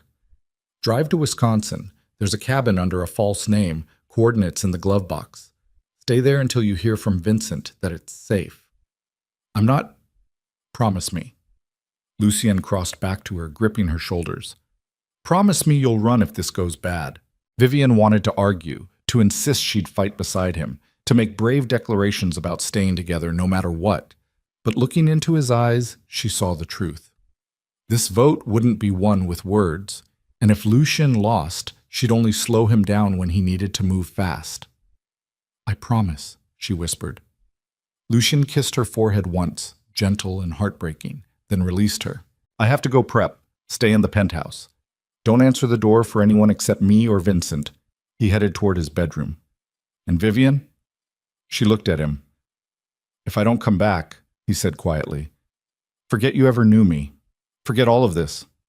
Go back to teaching. Find a man who doesn't come with enemies and death. Live the quiet life you deserved before I ruined everything. Then he disappeared into his room, leaving Vivian standing alone in the living room with Chicago sprawling below her and the taste of goodbye still on her lips. She pressed her hand to the window glass, watching the city wake up below. Rosa was dead. Lucien was walking into what might be his execution, and Vivian had no idea how to stop any of it. For the first time since grabbing a stranger's arm at the Blackthorn estate, she understood the true cost of her impulsive lie. Not humiliation or embarrassment, but blood. And no amount of wishing could take it back. Lucien was gone within the hour. Vivian watched from the penthouse windows as 3 black SUVs pulled away from the building, their taillights disappearing into Chicago's morning traffic.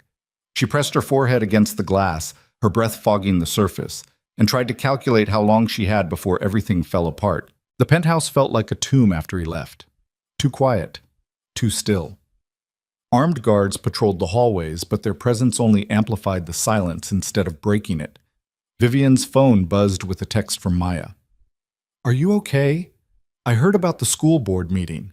News traveled fast, apparently. I'm fine, Vivian typed back, the lie tasting bitter even through text. Don't worry about me. 3 dots appeared, then disappeared, then appeared again. Finally, where are you? Vivian stared at the question. She couldn't tell Maya the truth, that she was hiding in a mafia boss's penthouse while he prepared for what might be his execution, that a woman had burned to death because Vivian wanted to feel special, that everything in her carefully constructed life had imploded in less than a week. Somewhere safe, she typed. I'll call you soon, I promise. She silenced her phone before Maya could respond. The morning crawled past with agonizing slowness. Vivian tried to distract herself, turned on the television only to find news coverage of Rosa's cafe fire, tried to read but couldn't focus, attempted to grade papers she'd stuffed in her bag, but the words blurred together. Around noon, Vincent Calabrese arrived with 2 large suitcases. "Your belongings from your apartment," he said, setting them in the guest bedroom. "Mr. Moretti arranged for everything essential to be packed. If anything's missing, let me know and I'll have it retrieved." Vivian opened the first suitcase and found her clothes neatly folded, her favorite books stacked on top, the framed photo of her parents she kept on her nightstand carefully wrapped in bubble wrap. Someone had gone through her entire apartment, selecting what mattered, packing her life into 2 bags. The intimacy of it made her skin crawl. "Thank you," she managed. Vincent hesitated in the doorway.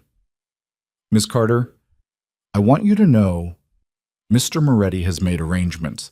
If tonight goes poorly, you'll be taken care of, financially secure, protected. I don't want his money." Nevertheless, Vincent's expression softened slightly. "He cares about you, more than I've seen him care about anyone since his father died. Whatever happens tonight, know that he's fighting as much for you as for himself." Then he left, and Vivian was alone again with her neatly packed life and the crushing weight of guilt. The afternoon stretched into evening. Vivian watched the sun sink toward Lake Michigan, painting the sky in shades of orange and red that looked too much like fire.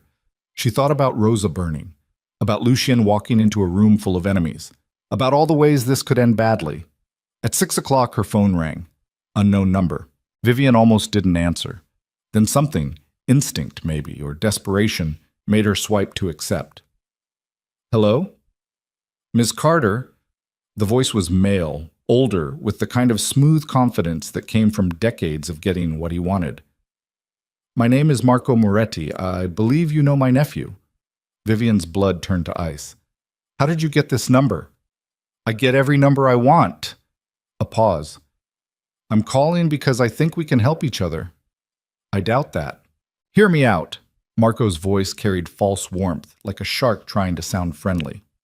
"My nephew has put you in a terrible position, endangered your career, your safety, your entire future. And for what? A few weeks of excitement?" Vivian said nothing. "I'm offering you a way out," Marco continued. "Tonight's vote doesn't have to involve you. You can walk away right now. I'll ensure the photos never see daylight, the school board drops their investigation, and you return to your normal life. No consequences. No danger." "In exchange for what?" "Information." The word dropped casually, like it cost nothing. "Tell me where Lucien is right now, which route he's taking tonight, who's with him. Just a few simple details, and this all goes away." Vivian's grip tightened on her phone. "You want me to help you kill him? I want you to help yourself." Marco's voice hardened slightly. "Because make no mistake, Ms. Carter, Lucien is going to lose tonight, with or without your help. The only question is whether you're dragged down with him." "Go to hell." She hung up, hands shaking violently. Marco called back immediately. Vivian declined the call. He called again and again. On the 4th attempt, she answered just to scream, "Stop calling me!" "One more thing," Marco said, unbothered by her outburst.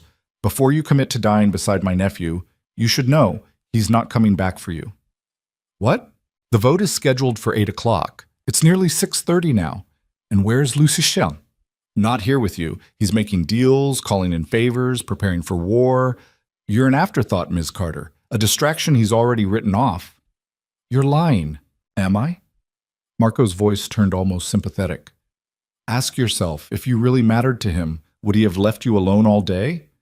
Would he be focused on his empire instead of ensuring your safety? Lucien is his father's son, no matter what he tells himself. And his father's first rule was simple: loyalty to the organization above all else. Lucien's not like that. Keep telling yourself that. But when you're running for your life tonight because he chose power over you, remember, I offered you a way out." The line went dead. Vivian stood frozen in the middle of the penthouse, Marco's words echoing in her head. He was trying to manipulate her. She knew that. Trying to drive a wedge between her and Lucien, to isolate him further before the vote. But a small, poisonous part of her whispered that maybe Marco was right. Lucien had left her here alone all day. No calls, no updates, nothing but Vincent's brief visit. If she really mattered more than his empire, wouldn't he have checked in? Wouldn't he be here instead of preparing for battle? Vivian's phone buzzed with a text from an unknown number. She opened it and found a video file. Against every instinct screaming not to, she pressed play. The footage showed Lucien in what looked like a private dining room, sitting across from a man Vivian didn't recognize. The timestamp read 3 hours ago. "Can't afford distractions," the man was saying. "This teacher, Lucien, she's become a liability." "I know." Lucien's voice came through clearly, cold and measured. "I'm handling it." "Are you? Because from where I'm sitting, you've spent the last week playing house with a civilian while Marco's been consolidating power. The girl is temporary." Lucien's expression on the grainy video remained impassive. "A miscalculation that won't be repeated." Vivian's breath stopped. "The girl is temporary. A miscalculation." "So what's your play?" the other man asked. "After tonight's vote, she goes back to her life. I'll arrange security from a distance, make sure Marco's people leave her alone. But that's it. Clean break." "And if she doesn't want a clean break?" Lucien was quiet for a moment, then said something that shattered Vivian completely. "Then she'll learn that wanting something and being able to keep it are very different things." The video ended. Vivian stood in the silent penthouse, staring at her phone screen, feeling like she'd been gutted. Temporary. A miscalculation. Clean break. Every word Lucien had spoken to her that morning, about burning the city down to protect her, about fighting together, about not being sorry he'd met her, suddenly rang hollow. He'd been planning to cut her loose all along. Vivian's phone rang again. Marco. This time she answered. "I watched your video," she said, her voice empty. "I thought you might." Marco sounded satisfied. "So now you understand. My nephew cares about power, Ms. Carter. Everything else is negotiable. What do you want from me?" "Just answer one question. Is Lucien at the penthouse right now?" Vivian looked around the empty apartment. "No." "Where is he?" "I don't know. He left this morning and I haven't heard from him since." "Interesting." A pause. "You know what I think, Ms. Carter? I think you're exactly as disposable as Lucien suggested, which means helping me costs you nothing. He's already decided you don't matter." "Why should I believe you'd keep your word?" Vivian asked. "Even if I helped you, what's to stop you from coming after me anyway?" "Because you're nobody." Marco delivered the insult casually, like stating a fact. "No offense, but you're a third-grade teacher from Chicago. You're not a threat. You're not worth the effort of eliminating. The only reason you matter right now is because Lucien made you matter by association. Remove the association, and you're invisible again." The twisted logic almost made sense. "I need time to think," Vivian said. "You have until 7:30. After that, I assume you've made your choice." Marco's voice softened into something almost kind. "For what it's worth, Ms. Carter, I'm sorry you got caught up in this. You seem like a decent person. You deserve better than being used as a pawn in someone else's war." He hung up. Vivian set down her phone and walked to the windows, pressing both palms against the glass. Chicago sprawled below her, millions of lives intersecting and diverging, none of them aware that somewhere in this city a vote was about to happen that would determine whether she lived or died. She thought about the video. Lucien's cold dismissal, the calculated way he'd described her as temporary. Then she thought about his hands framing her face that morning, the fear in his eyes when he'd made her promise to run if things went bad, the way he'd kissed her like he was memorizing the taste. Which version was real? The man who called her a miscalculation, or the man who'd looked terrified at the thought of losing her? Vivian's phone buzzed with a text from Vincent. "Mr. Moretti wanted you to know he's thinking of you. The vote begins in 90 minutes. She stared at the message for a long time.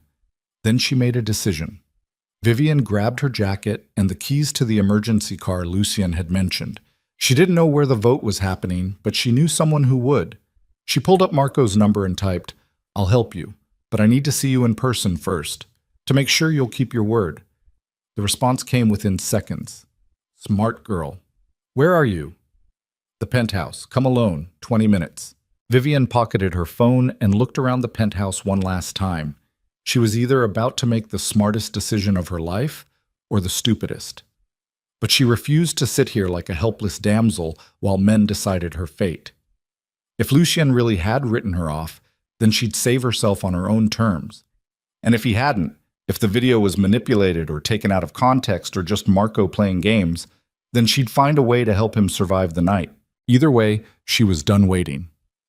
18 minutes later, the elevator chimed. Vivian stood in the center of the living room as Marco Moretti stepped out. He was older than she expected. Early 60s, gray hair, immaculately styled, wearing a suit that probably cost more than her car. He looked like a retired businessman, not a mafia underboss staging a coup. But his eyes told a different story. Cold, calculating, patient. Ms. Carter. He smiled warmly, like they were old friends. Thank you for seeing reason. I haven't agreed to anything yet, Vivian said. I want guarantees. Of course. Marco moved into the room with casual confidence, glancing around like he owned the place. Maybe he thought he would soon. What would make you comfortable? Proof that you can actually protect me. That the photos won't leak, the school board investigation goes away, all of it. I can provide that proof. Marco pulled out his phone, tapped a few times, then showed her the screen. These are the original photo files. Watch. He pressed delete. The files disappeared. The photographer's backup server, he continued, navigating to another screen. Also deleted. And here, he pulled up an email thread. My confirmation to the school board that their anonymous tip was from an unreliable source and should be disregarded. He'd already done it. Already wiped the evidence, called off the dogs, erased her connection to Lucien from the public record. Why? Vivian asked. If you've already cleaned this up, why do you still need information from me? Marco's smile widened. Because I want to make sure I chose the right person to spare. You see, Ms. Carter, I could have killed you. It would have been easy. A tragic accident, wrong place, wrong time. But I prefer cleaner solutions. You help me tonight, and you get to return to your nice, quiet life. Everyone wins. Except Lucien. Lucien made his choices. Just like you're making yours. Marco pocketed his phone. So, tell me, where's my nephew planning to be before the vote? Who's he meeting with? What's his strategy? Vivian's mind raced. She'd brought Marco here planning to, what? Trick him somehow? Get information? She hadn't thought beyond needing to do something instead of sitting helpless. He's meeting supporters at a restaurant downtown, Vivian said, the lie coming easier than expected. Gathering allies before the vote. I don't know which restaurant, but he left around noon. Marco studied her face, searching for deception. You're lying. I'm not. He didn't tell me details, just said he had meetings and I should stay here. Then how are you planning to help me? Vivian swallowed.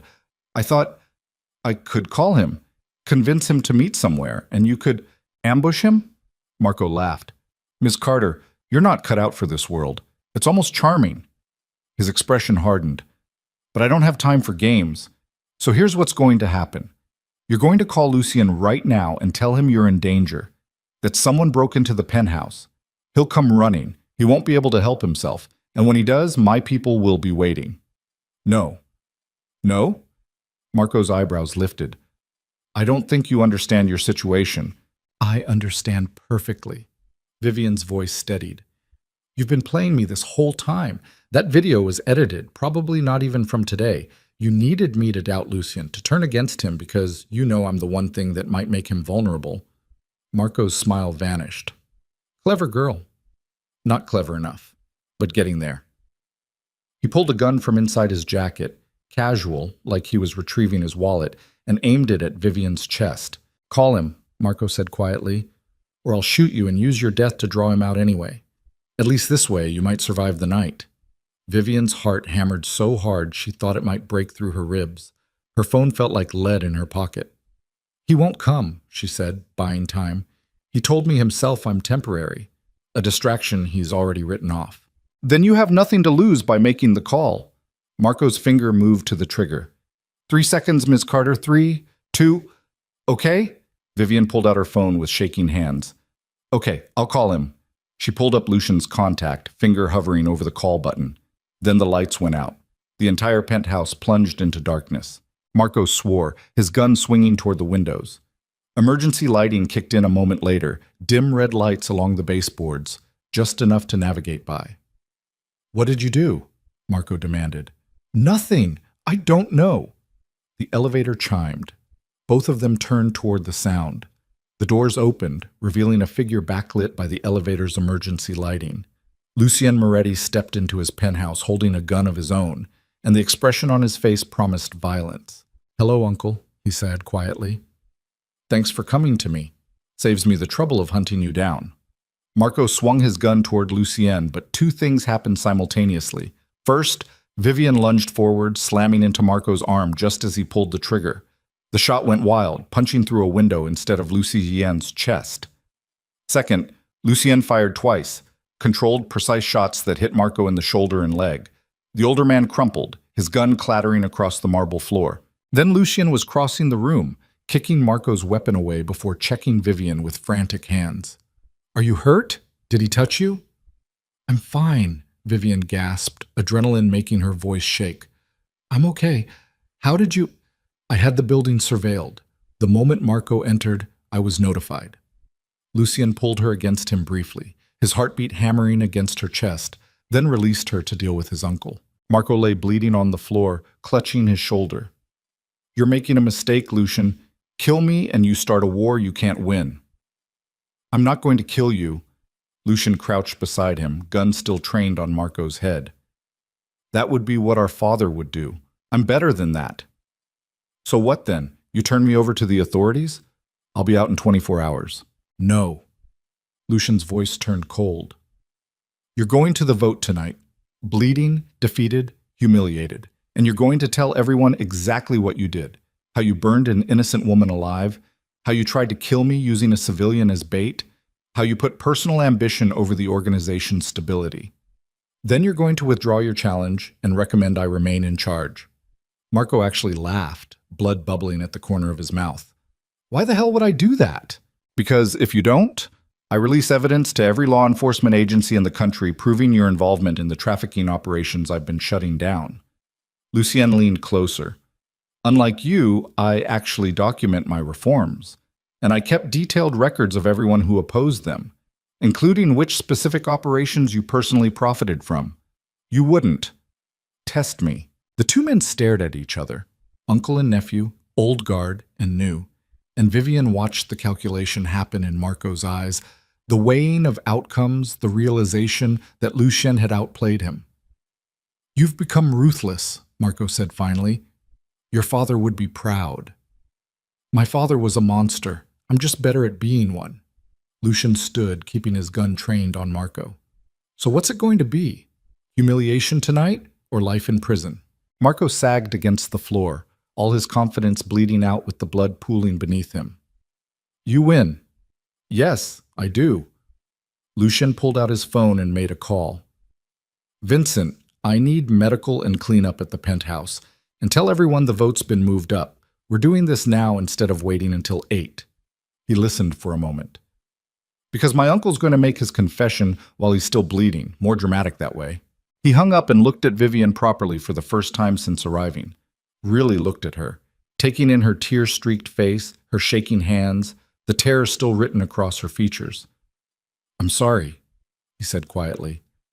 "I should have—" "You called me temporary," Vivian interrupted, her voice breaking. "A miscalculation. I saw the video."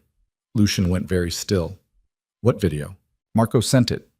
You telling someone I was a distraction that wouldn't be repeated? That after tonight, I'd go back to my life and you'd make a clean break." "Vivian, was it real?" She stepped toward him, anger finally breaking through the fear. "Because I've spent the entire day wondering if I was just some stupid civilian you were using as a shield, or if any of this actually meant something to you." "It was real," Lucien said. "The video. That conversation happened." The confirmation hit like a slap. Vivian actually stumbled back a step. "But it wasn't the truth," Lucien continued, closing the distance between them. "It was theater. That man I was meeting with, one of Marco's allies. I knew the room was bugged. I knew everything I said would get back to my uncle.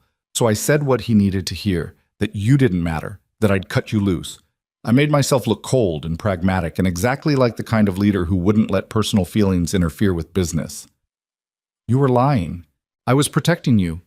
Lucien's hands framed her face. "If Marco thought you were already written off, he'd leave you alone. It's only valuable hostages that get hurt. So you made me look worthless. I made you look invisible. There's a difference. His thumbs brushed away the tears on her cheeks. And Vivian, if I really thought you were temporary, would I have had this entire building monitored just to make sure Marco couldn't get to you? Would I have dropped everything the moment you were in danger? Would I be standing here terrified that you believed his lies? Vivian searched his face, looking for deception, but found only raw honesty. I hate you, she whispered. I know. I hate that you made me doubt you. I hate that Rose is dead. I hate that I can't go back to my normal life. I hate that Her voice broke. I hate that I can't imagine a future that doesn't include you. Lucian's expression cracked, vulnerability bleeding through his careful control. Good, because I can't either. Then he kissed her like she was oxygen and he'd been drowning, hard and desperate and tasting like fear and relief mixed together. Vivian's hand fisted in his shirt, pulling him closer, kissing him back with all the terror and anger and hope she'd been holding in all day. On the floor, Marco groaned. Really? Right now? I'm bleeding over here. They broke apart, both breathing hard. Medical's on the way, Lucian said without looking at his uncle. His eyes stayed locked on Vivian. You know you don't have to come to the vote, right? You can stay here. This part, the ugly political warfare, you don't need to see that. I'm coming, Vivian said firmly. Vivian? You told me I was yours, that everyone knew it. So if you're walking into a room full of dangerous men to prove you deserve to lead, I'm walking in beside you. She stepped back, squaring her shoulders. Because I'm not temporary. I'm not a miscalculation, and I'm sure as hell not invisible anymore. For the first time since she'd met him, Lucien Moretti smiled. A real smile that reached his eyes and transformed his entire face from dangerous to devastating. No, he agreed. You're really not. Medical arrived 10 minutes later, a team of professionals who clearly dealt with gunshot wounds regularly and asked no questions. They patched Marco enough to transport him, then loaded him onto a stretcher. Vincent appeared with fresh clothes for Lucien and a bulletproof vest that he insisted Vivian wear under her jacket. Standard precaution, Vincent said when she hesitated. Tonight's vote will be tense. Better safe than sorry. Vivian let him help her into the vest, the weight of it settling against her chest like an anchor. This was really happening. She was really about to walk into a Mafia meeting wearing body armor. Her life had become completely insane. Lucien emerged from his bedroom wearing a fresh suit, his earlier violence hidden beneath expensive fabric and practiced composure. He looked every inch the powerful boss, commanding, controlled, dangerous. But when he looked at Vivian, his mask slipped just enough to show the man underneath. Last chance to stay here, he said softly. Not a chance. They rode down the elevator in loaded silence. Lucien, Vivian, Vincent, and 4 armed guards. When the doors opened in the parking garage, 3 SUVs waited with engines running. Lucien guided Vivian toward the middle vehicle, his hand on her lower back. Stay close to me. Don't speak unless I tell you to. And if anything goes wrong, I run. I know. Vivian met his eyes. But nothing's going to go wrong. You're going to walk in there and remind everyone why they should be terrified of you. Terrified, Lucien repeated. That's the goal?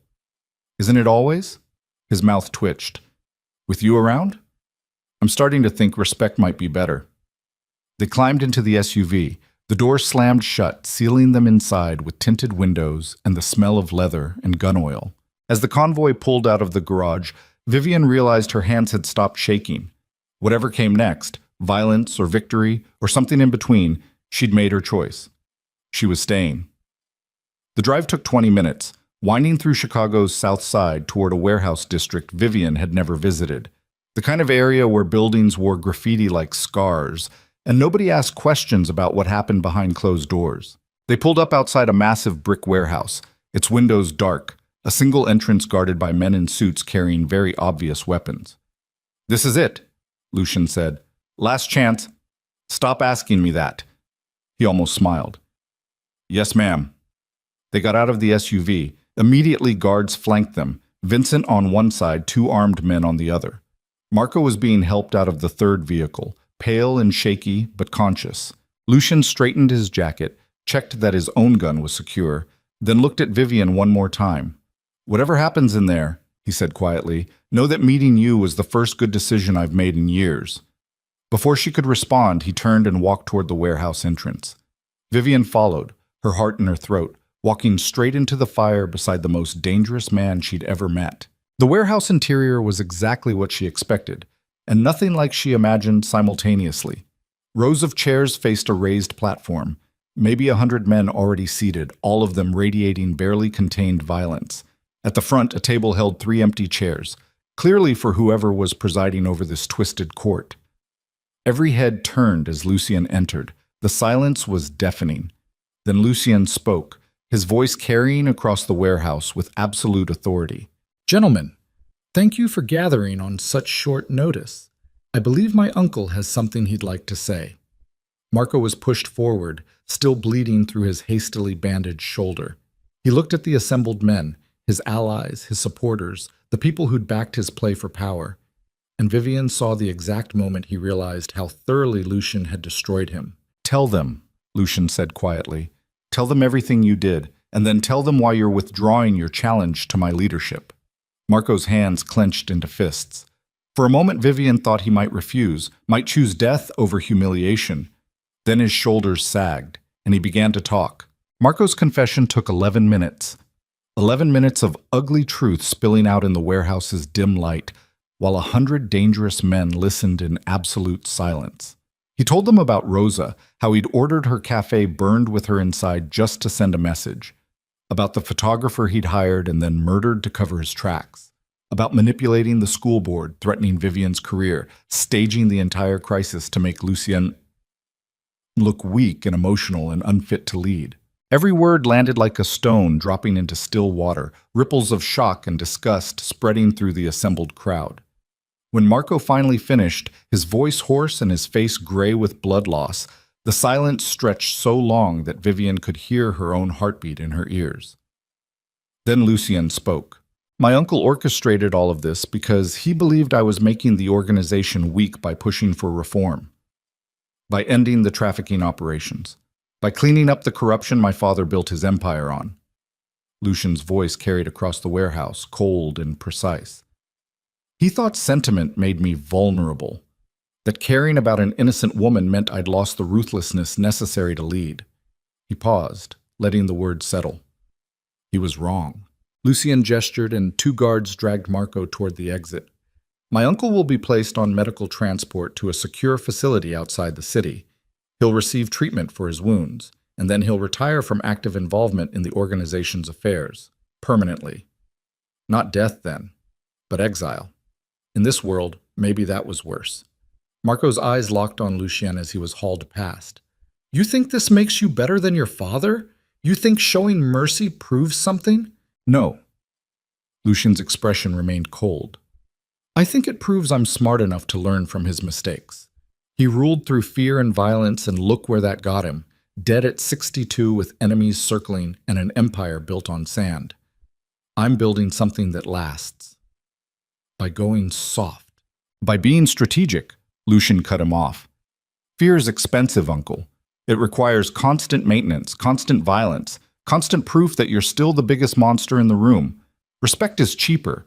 Respect makes people want to follow you instead of just being too scared not to. He turned away from Marco, addressing the assembled men instead. I know many of you shared my uncle's concerns. You wondered if I was compromising what made this organization powerful. If reform meant weakness. Lucien's gaze swept across the crowd, making contact with dozens of hard faces. Tonight should put those concerns to rest.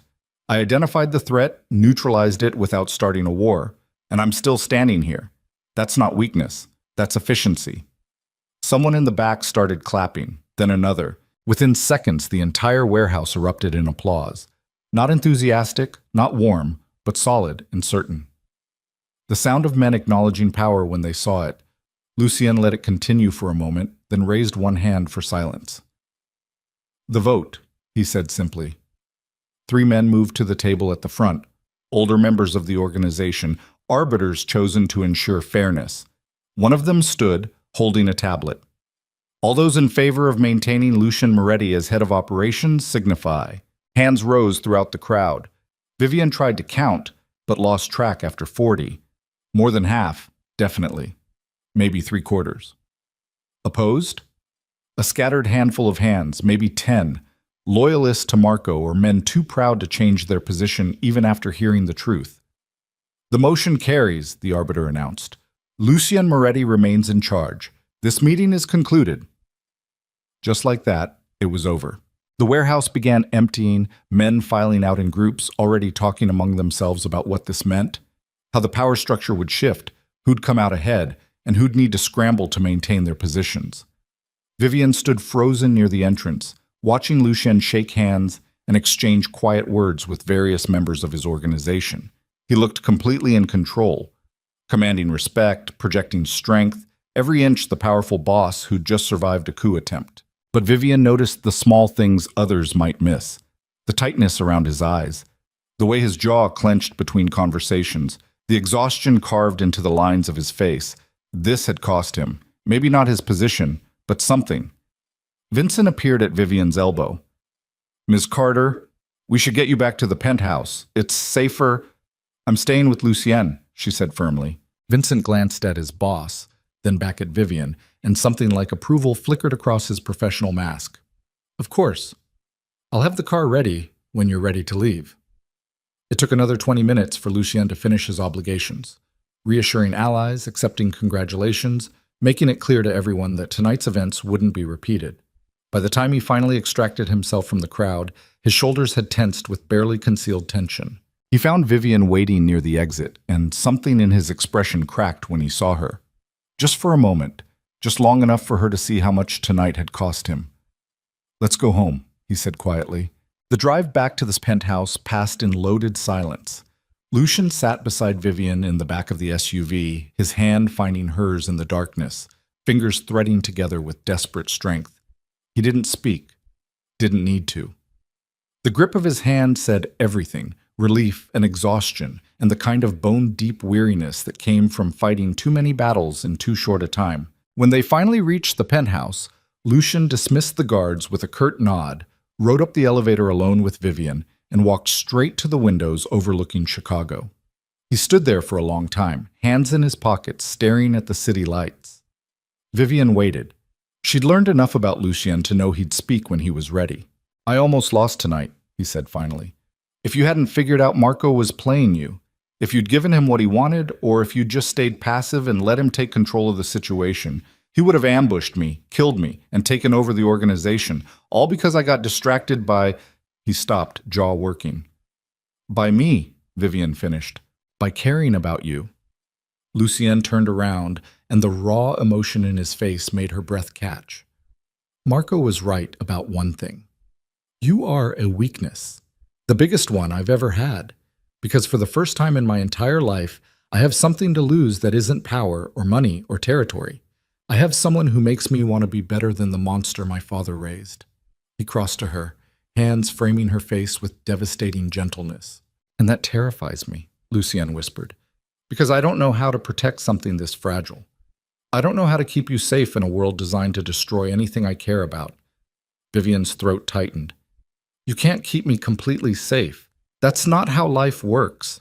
"I know, but I need to try. Even if it's impossible. Even if it means constantly looking over my shoulder and second-guessing every decision and driving myself insane trying to anticipate every possible threat." His thumbs brushed her cheekbones. "Because losing you would break something in me I wouldn't recover from." "Then don't lose me." Vivian covered his hands with hers.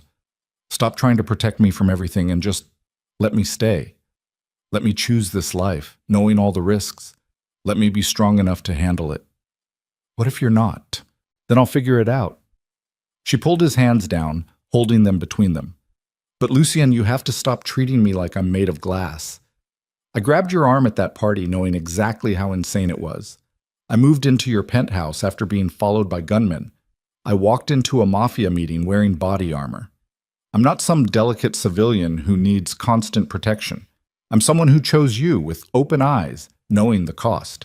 Lucien stared at her for a long moment, something like wonder bleeding through his exhaustion. "How are you real?" "I ask myself the same thing about you."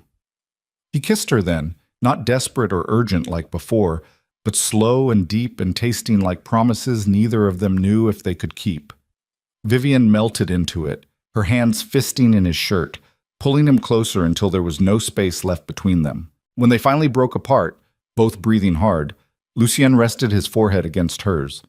"I need to tell you something," he said quietly, "about that video Marco sent you. You already explained not all of it." Lucien pulled back slightly, meeting her eyes. "That conversation was staged, yes, but the part about making a clean break after tonight? That was real." Vivian's stomach dropped. "What?" "Before Marco forced my hand, before all of this exploded, my plan was to win the vote and then arrange for you to return to teaching somewhere safe. Somewhere far from Chicago, far from my enemies, with security watching over you from a distance, but no visible connection to me." His jaw tightened. "I was going to let you go, Vivian, for your own good, because I genuinely believed that was the only way to keep you alive." The confession hit like cold water. "You were going to make that choice for me." "Yes." "Without asking what I wanted." "Yes." No apology, no excuse, just brutal honesty. Vivian pulled away from him, needing space to process. "So what changed?" "You did." Lucian's voice roughened. "You proved tonight that you're not someone who needs saving. You brought Marco to me instead of running. You made split-second decisions under pressure that saved both our lives. You walked into that warehouse like you belonged there and didn't flinch even when the most dangerous men in Chicago were staring at you." He moved closer, though he didn't touch her this time. "I realized something watching you tonight," Lucien continued. "I've been so focused on protecting you from my world that I didn't see you'd already chosen it. You weren't a victim who got dragged into this. You were someone who looked at all the danger and chaos and violence and decided you wanted to stay anyway. And that kind of strength, that kind of stubborn, reckless courage, that's not something I have the right to take away by making decisions for you." Vivian's anger softened slightly. "So what are you saying?" "I'm saying the choice is yours. Really yours this time, with no manipulation or half-truths or me deciding what's best for you." Lucien's dark eyes held hers. "You can go back to teaching. I'll make sure Washington Elementary reinstates you, or I'll help you find a position somewhere else. I'll arrange security that's invisible but effective. You can have your normal life back, and I'll stay away except for making sure you're safe. Or you stay here with me, in this insane, dangerous life where I can't promise you'll always be safe, but I can promise I'll fight like hell to protect you. Where you'll have to deal with bodyguards and security protocols and the constant knowledge that my enemies will always see you as leverage. Where normal things like going to movies or grocery shopping require planning and armed escorts." He paused, vulnerability bleeding through his control. "But if you stay," Lucien said quietly, "you'll also have me. All of me.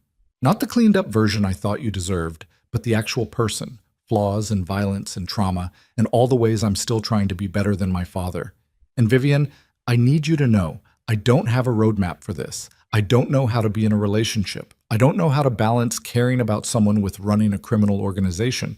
I'll probably fuck it up constantly." "Probably," Vivian agreed. "So what do you want?" She looked at him standing there in his expensive suit with exhaustion carved into his face and blood still visible on his collar from Marco's wounds and vulnerability written across his expression for the first time since she'd met him. Then she looked around the penthouse, this strange in-between space that wasn't quite home but wasn't quite prison either. Finally, she looked inside herself at the person she'd become over the past week. Not the careful third-grade teacher who alphabetized her spice rack and played it safe. Someone newer. Someone who'd discovered that safety was overrated and taking risks sometimes led to finding things worth fighting for. "I want to stay," Vivian said, "but I need to do something first."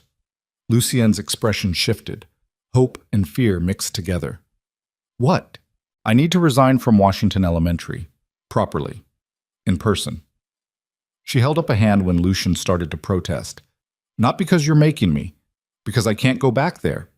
Even if the school board reinstates me, even if Marco's threats disappear, I can't walk into that classroom and teach those kids while constantly looking over my shoulder. They deserve better than a teacher who's half present because she's worried about danger following her home." "Vivian, iyon ba sit pa pauan?" I'm not giving up teaching. Her voice strengthened. I'm just giving up teaching there. There are other schools, other ways to make a difference. But staying at Washington would be selfish. It would put those kids at risk just so I could pretend my life hasn't changed. And it has changed, Lucien. Fundamentally, I changed the moment I grabbed your arm. He studied her face for a long moment, then nodded slowly. Okay, we'll go together tomorrow. You'll resign, and then we figure out what comes next.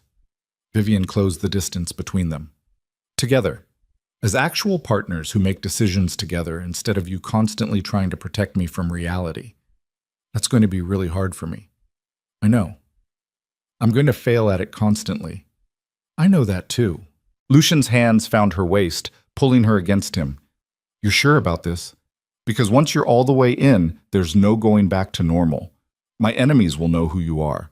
Your life will never be simple again. My life stopped being simple the moment you played along with my lie. Vivian's horse slid up his chest to rest against his shoulders. And honestly, I don't want simple anymore. Simple is boring. Simple is safe. Simple is waking up at 40 and realizing you never took a single risk worth remembering. This is one hell of a risk. Good. He kissed her again, and this time it felt different. Not desperate or urgent or weighted with goodbye. This kiss tasted like beginning, messy and uncertain and probably doomed, but real in a way that made Vivian's chest ache. When they finally broke apart, Lucien kept her close, his arms wrapped around her like he was afraid she'd disappear if he let go. Thank you, he whispered into her hair. For what? For being brave enough to choose this. For not running when any sensible person would have. For making me think I might actually deserve something good for once. Vivian pulled back enough to look at his face. You don't deserve me because you're good, Lucien. You deserve me because you're trying, because you're fighting to be better than the person you were raised to be. That's harder than just being good from the start. Something in his expression cracked completely, and for just a moment Vivian saw the boy who'd watched his mother leave when he was 7. The teenager who'd realized he'd never escape the life chosen for him. The man carrying decades of violence and trying to figure out how to build something cleaner from the ruins. I love you, Lucien said, the words rough and unpracticed, like he'd never said them before. I don't know if that means anything coming from someone like me, but it's true. Vivian's eyes burned.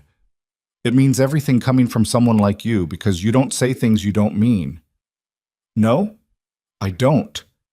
Then I love you too, even though you're impossible and controlling and probably going to drive me crazy trying to protect me from every possible danger. Probably. His mouth twitched. Definitely. They stood there holding each other while Chicago glittered beyond the windows. Two people who'd crashed into each other's lives with spectacular chaos and somehow decided to make it work anyway. Eventually, exhaustion pulled them toward sleep. They collapsed in Lucien's massive bed. Not the guest room, not separate spaces, but together in the tangle of expensive sheets and shared warmth. Lucien fell asleep almost immediately, his arm heavy across Vivian's waist, his breathing evening out into something peaceful for the first time in days. Vivian lay awake longer, staring at the ceiling and processing everything that had happened. A week ago, she'd been a third-grade teacher whose biggest problem was making it through parent-teacher conferences without crying. Now she was lying beside a mafia boss who just survived a coup attempt, planning to resign from her job and step fully into a world she barely understood. It should have terrified her. Instead, she felt oddly calm, like she'd finally stopped fighting against the current and let it carry her somewhere unexpected but right. Morning came too early, sunlight streaming through the windows Lucien had forgotten to close. Vivian woke to find him already awake, watching her with an expression caught somewhere between contentment and disbelief. "Hi," she said, her voice rough with sleep. "Hi." He brushed hair away from her face. "Sleep okay?" "Better than I have in days," Vivian stretched, feeling the bulletproof vest's impression still imprinted on her ribs. "What time is it?" 8:30. We don't have to go to the school until you're ready." Right. The resignation, the formal ending of her old life. Vivian sat up, suddenly nervous. What do I even say? "Sorry, I got involved with organized crime, and it's too dangerous for me to teach your children anymore?" You say you're pursuing other opportunities, that you're grateful for the experience, but it's time to move on. Lucien sat up beside her, shoulder pressed against hers. They don't need to know the rest. What if they ask questions? Then Vincent handles it. That's what I pay him for. The casual certainty in his voice made Vivian almost laugh. This was her life now.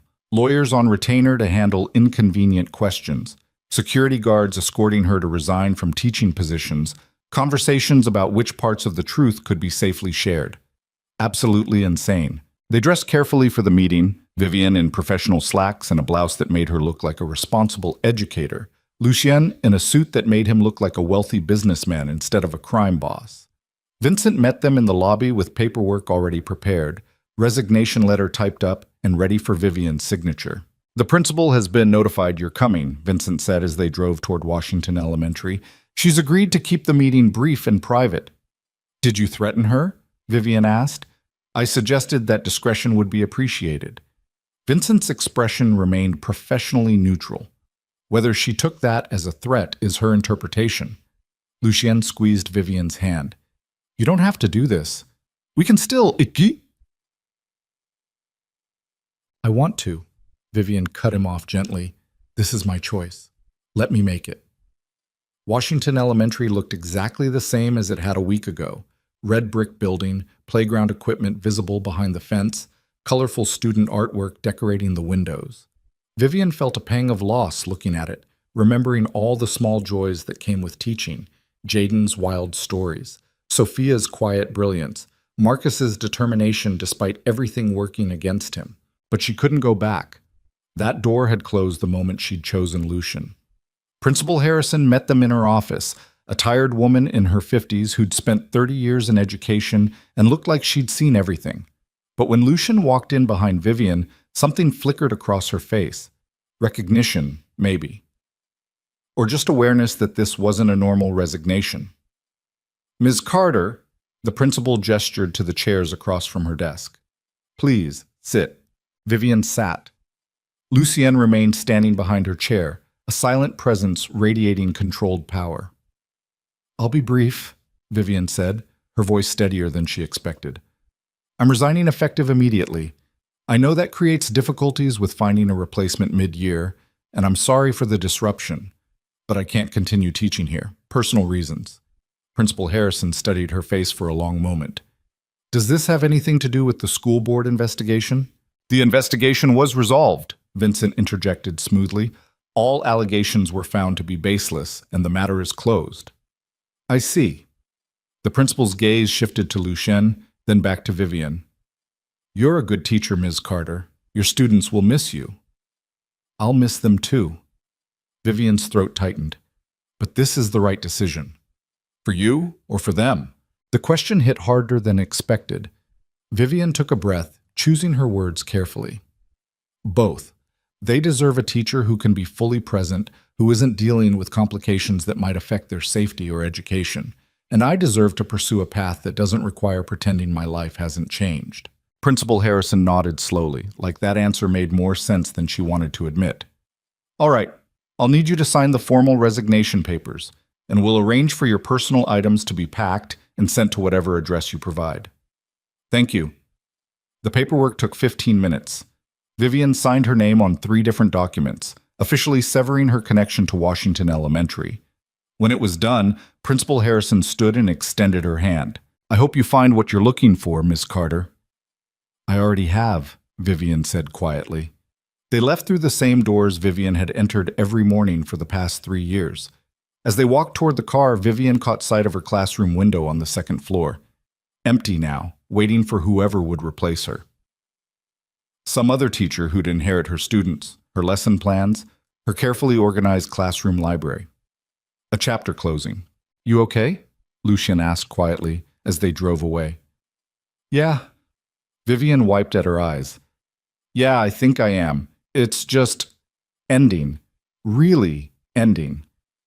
Something else will begin. I know. She looked at him. What happens now? Now. Lucien's hand found hers again. Now we figure out what your life looks like without teaching. Maybe you find a new school district outside Chicago. Maybe you work with education nonprofits. Maybe you do something completely different. The world's open, Vivian. You get to choose. What if I don't know what I want?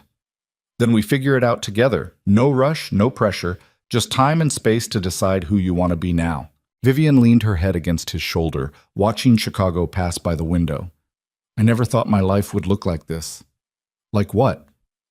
Complicated, dangerous, uncertain, but exciting. She paused. Real. Real, Lucien repeated. Yeah, that's a good word for it. They drove in comfortable silence back toward the penthouse. When they arrived, Lucien dismissed the security detail and led Vivian up to the apartment alone. I have something for you, he said once they were inside. Wait here. He disappeared into his office, returning a moment later with a small velvet box. Vivian's heart stuttered. Lucien, it's not a ring. He opened the box, revealing a key on a simple silver chain. It's yours. The penthouse. I'm having it legally transferred into your name, the deed, the title, everything. So if anything happens to me, you have somewhere secure to live, somewhere that's yours, not borrowed, not dependent on me still being alive. Vivian stared at the key, overwhelmed. That's too much. It's not enough. Lucien took the chain and fastened it around her neck, the key settling against her collarbone. You gave up your career, your safety, your entire normal life to choose this. The least I can do is make sure you have somewhere to land if I'm not around to catch you. Stop talking about dying. I'm a realist. But his hands lingered on her shoulders, warmth bleeding through his pragmatism. Besides, I'm not planning on going anywhere. But plans change. People like me don't retire peacefully to Florida, so I need to know you're protected, that you'll be okay. Vivian turned to face him fully, her hands coming up to frame his face. Listen to me. I didn't choose this life because I wanted security. I chose it because I wanted you. Flawed, dangerous, impossible you. So stop trying to protect me from the consequences of my own decisions and just be here. Be present. Let us figure out how to make this work together instead of constantly preparing for the worst. Lucien closed his eyes, leaning into her touch. That's harder than it sounds. I know, but try anyway. Okay? His eyes opened, dark and honest. I'll try. They stood there in the penthouse that was now legally Vivian's, holding each other while the city hummed below. Two people who'd found each other in chaos and decided to build something from the wreckage. 3 months later, Vivian stood in front of a classroom again. Not Washington Elementary, not even the same part of Chicago, but a small private school on the north side that specialized in students who'd fallen through the cracks elsewhere. Kids with learning disabilities, behavioral issues, traumatic backgrounds. The kind of students who needed someone willing to see past their problems to their potential. The kind of teaching that actually mattered. Lucien had helped arrange the position through discreet channels, using his connections without being obvious about it. The school board didn't know who backed their newest teacher's hire. They just knew Vivian Carter came with impeccable references and a genuine passion for working with difficult students. And she was good at it. Better than she'd expected. These kids needed someone who understood that life was complicated and messy, and sometimes the rules didn't apply the way they should. Someone who'd made questionable choices herself and come out the other side stronger. Vivian was that person now. Her relationship with Lucien had settled into something that almost resembled normal. If normal included armed guards outside her new apartment, regular security briefings, and the occasional emergency where Lucien had to disappear for days to handle some crisis in his organization. But there were also quiet moments. Sunday mornings drinking coffee in Rosa's rebuilt cafe, which Lucien had restored as a memorial and kept operating under her family's management. Date nights at hidden restaurants where they could be just two people instead of a mafia boss and his complicated girlfriend. Late-night conversations about everything and nothing while Chicago glittered beyond the windows. It wasn't perfect, but it was real. And real, Vivian had learned, was worth more than perfect ever could be. 6 months after the warehouse vote, Lucien took Vivian back to the Blackthorn estate for another gala. Same crystal chandeliers, same wealthy crowd, same false smiles hiding brutal ambition. But this time, Vivian walked in on Lucien's arm openly. No pretense, no lies, just two people who'd chosen each other despite every logical reason not to. Ethan was there with Claire, both of them looking uncomfortable when they spotted Vivian and Lucien entering together. They kept their distance all evening, which was fine with Vivian. That chapter of her life felt like ancient history now. You know what's funny? Vivian said as they danced beneath the same chandeliers where their charade had started. A year ago, I would have done anything to make Ethan regret leaving me, to prove I was worth something. And now? Now I don't care what he thinks. Because I already know what I'm worth. She looked up at Lucien. And I know what you're worth, too, despite everything people say about you. Lucien's arms tightened around her waist. What am I worth? Everything. Vivian said it simply, honestly. You're worth every complicated, dangerous, impossible moment. You're worth choosing over safety. You're worth fighting for. Something in Lucien's expression cracked, that careful control he maintained in public slipping just enough to show the man underneath. I don't deserve you. Probably not, but you're stuck with me anyway. He smiled then, a real smile that transformed his entire face, and kissed her right there on the dance floor with half of Chicago's elite watching. Let them watch, Vivian thought. Let them whisper and speculate and judge. Let them think whatever they wanted about the third-grade teacher who'd somehow ended up with one of the most dangerous men in the city. She knew the truth, that sometimes the worst decisions led to the best outcomes, that grabbing a stranger's arm at a party could change your entire life, that love didn't have to be safe to be real, and that the most dangerous thing Lucien Moretti had ever done wasn't building a criminal empire or surviving countless enemies or reforming decades of corruption. It was falling in love with a woman who'd accidentally chosen him when she'd been desperate enough to lie. A woman who'd looked at all the darkness surrounding him and decided to stay anyway. A woman who proved that sometimes the bravest thing you could do was choose the complicated, messy, beautiful disaster over the safe, predictable, comfortable lie. As they swayed together beneath the glittering lights, Vivian caught sight of Maya across the ballroom. Her friend raised her champagne glass in a subtle toast, acknowledgement that maybe, just maybe, Vivian had known what she was doing all along. Or maybe she'd just gotten incredibly lucky. Either way, Vivian wasn't letting go. What are you thinking about? Lucien asked quietly. That night, Vivian said, when I grabbed your arm and started this whole mess. Regret it? She pulled back to look at his face, the sharp features, the dark eyes, the mouth that rarely smiled but transformed when it did. She thought about everything they'd survived together. Rosa's death, Marco's betrayal, the warehouse vote, her resignation, the slow, difficult work of building something real from chaos. Not for a second, Vivian said, and she meant it, because the woman who'd grabbed a stranger's arm in desperate humiliation was gone, replaced by someone stronger, braver, more willing to fight for what mattered, someone who'd learned that the most dangerous lies weren't the ones you told others. They were the ones you told yourself about who you were supposed to be. And the moment Vivian stopped lying to herself, the moment she admitted she was tired of being invisible and safe and perfectly appropriate, her real life had finally begun. In the arms of the most dangerous man she'd ever met, who turned out to be exactly what she needed. The song ended. Applause rippled through the ballroom. Lucien kept Vivian close for an extra heartbeat, his hand warm against her spine, his breath stirring her hair. Ready to go home? He asked. Yes, Vivian smiled. Take me home. They left the Blackthorn estate together, walking out into the Chicago night with the city lights reflecting off the lake and possibilities stretching ahead of them like an open road. Behind them, the ballroom continued spinning, the same fake smiles, the same hidden agendas, the same endless performance of wealth and power. But Vivian and Lucien had stepped outside that world, into something messier and more honest and infinitely more real, into a future neither of them could have predicted but both were willing to fight for, together. And maybe that was the whole point. Not the fairy tale ending where everything worked out perfectly, but the real ending where two imperfect people chose each other anyway, where a desperate lie turned into an impossible truth, where a third-grade teacher and a mafia boss proved that sometimes the wrong person at the wrong time turned out to be exactly right. And years later, when people asked Vivian Carter how she'd ended up with someone like Lucien Moretti, she'd smile and tell them the truth. She grabbed his arm at a party, and he decided to hold on, and neither of them had let go since. Because that's what you did when you found something worth keeping. You held on.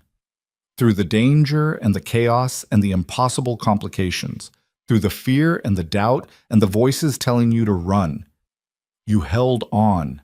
And you built something real from the wreckage of who you used to be. Together. Always together. That was their story.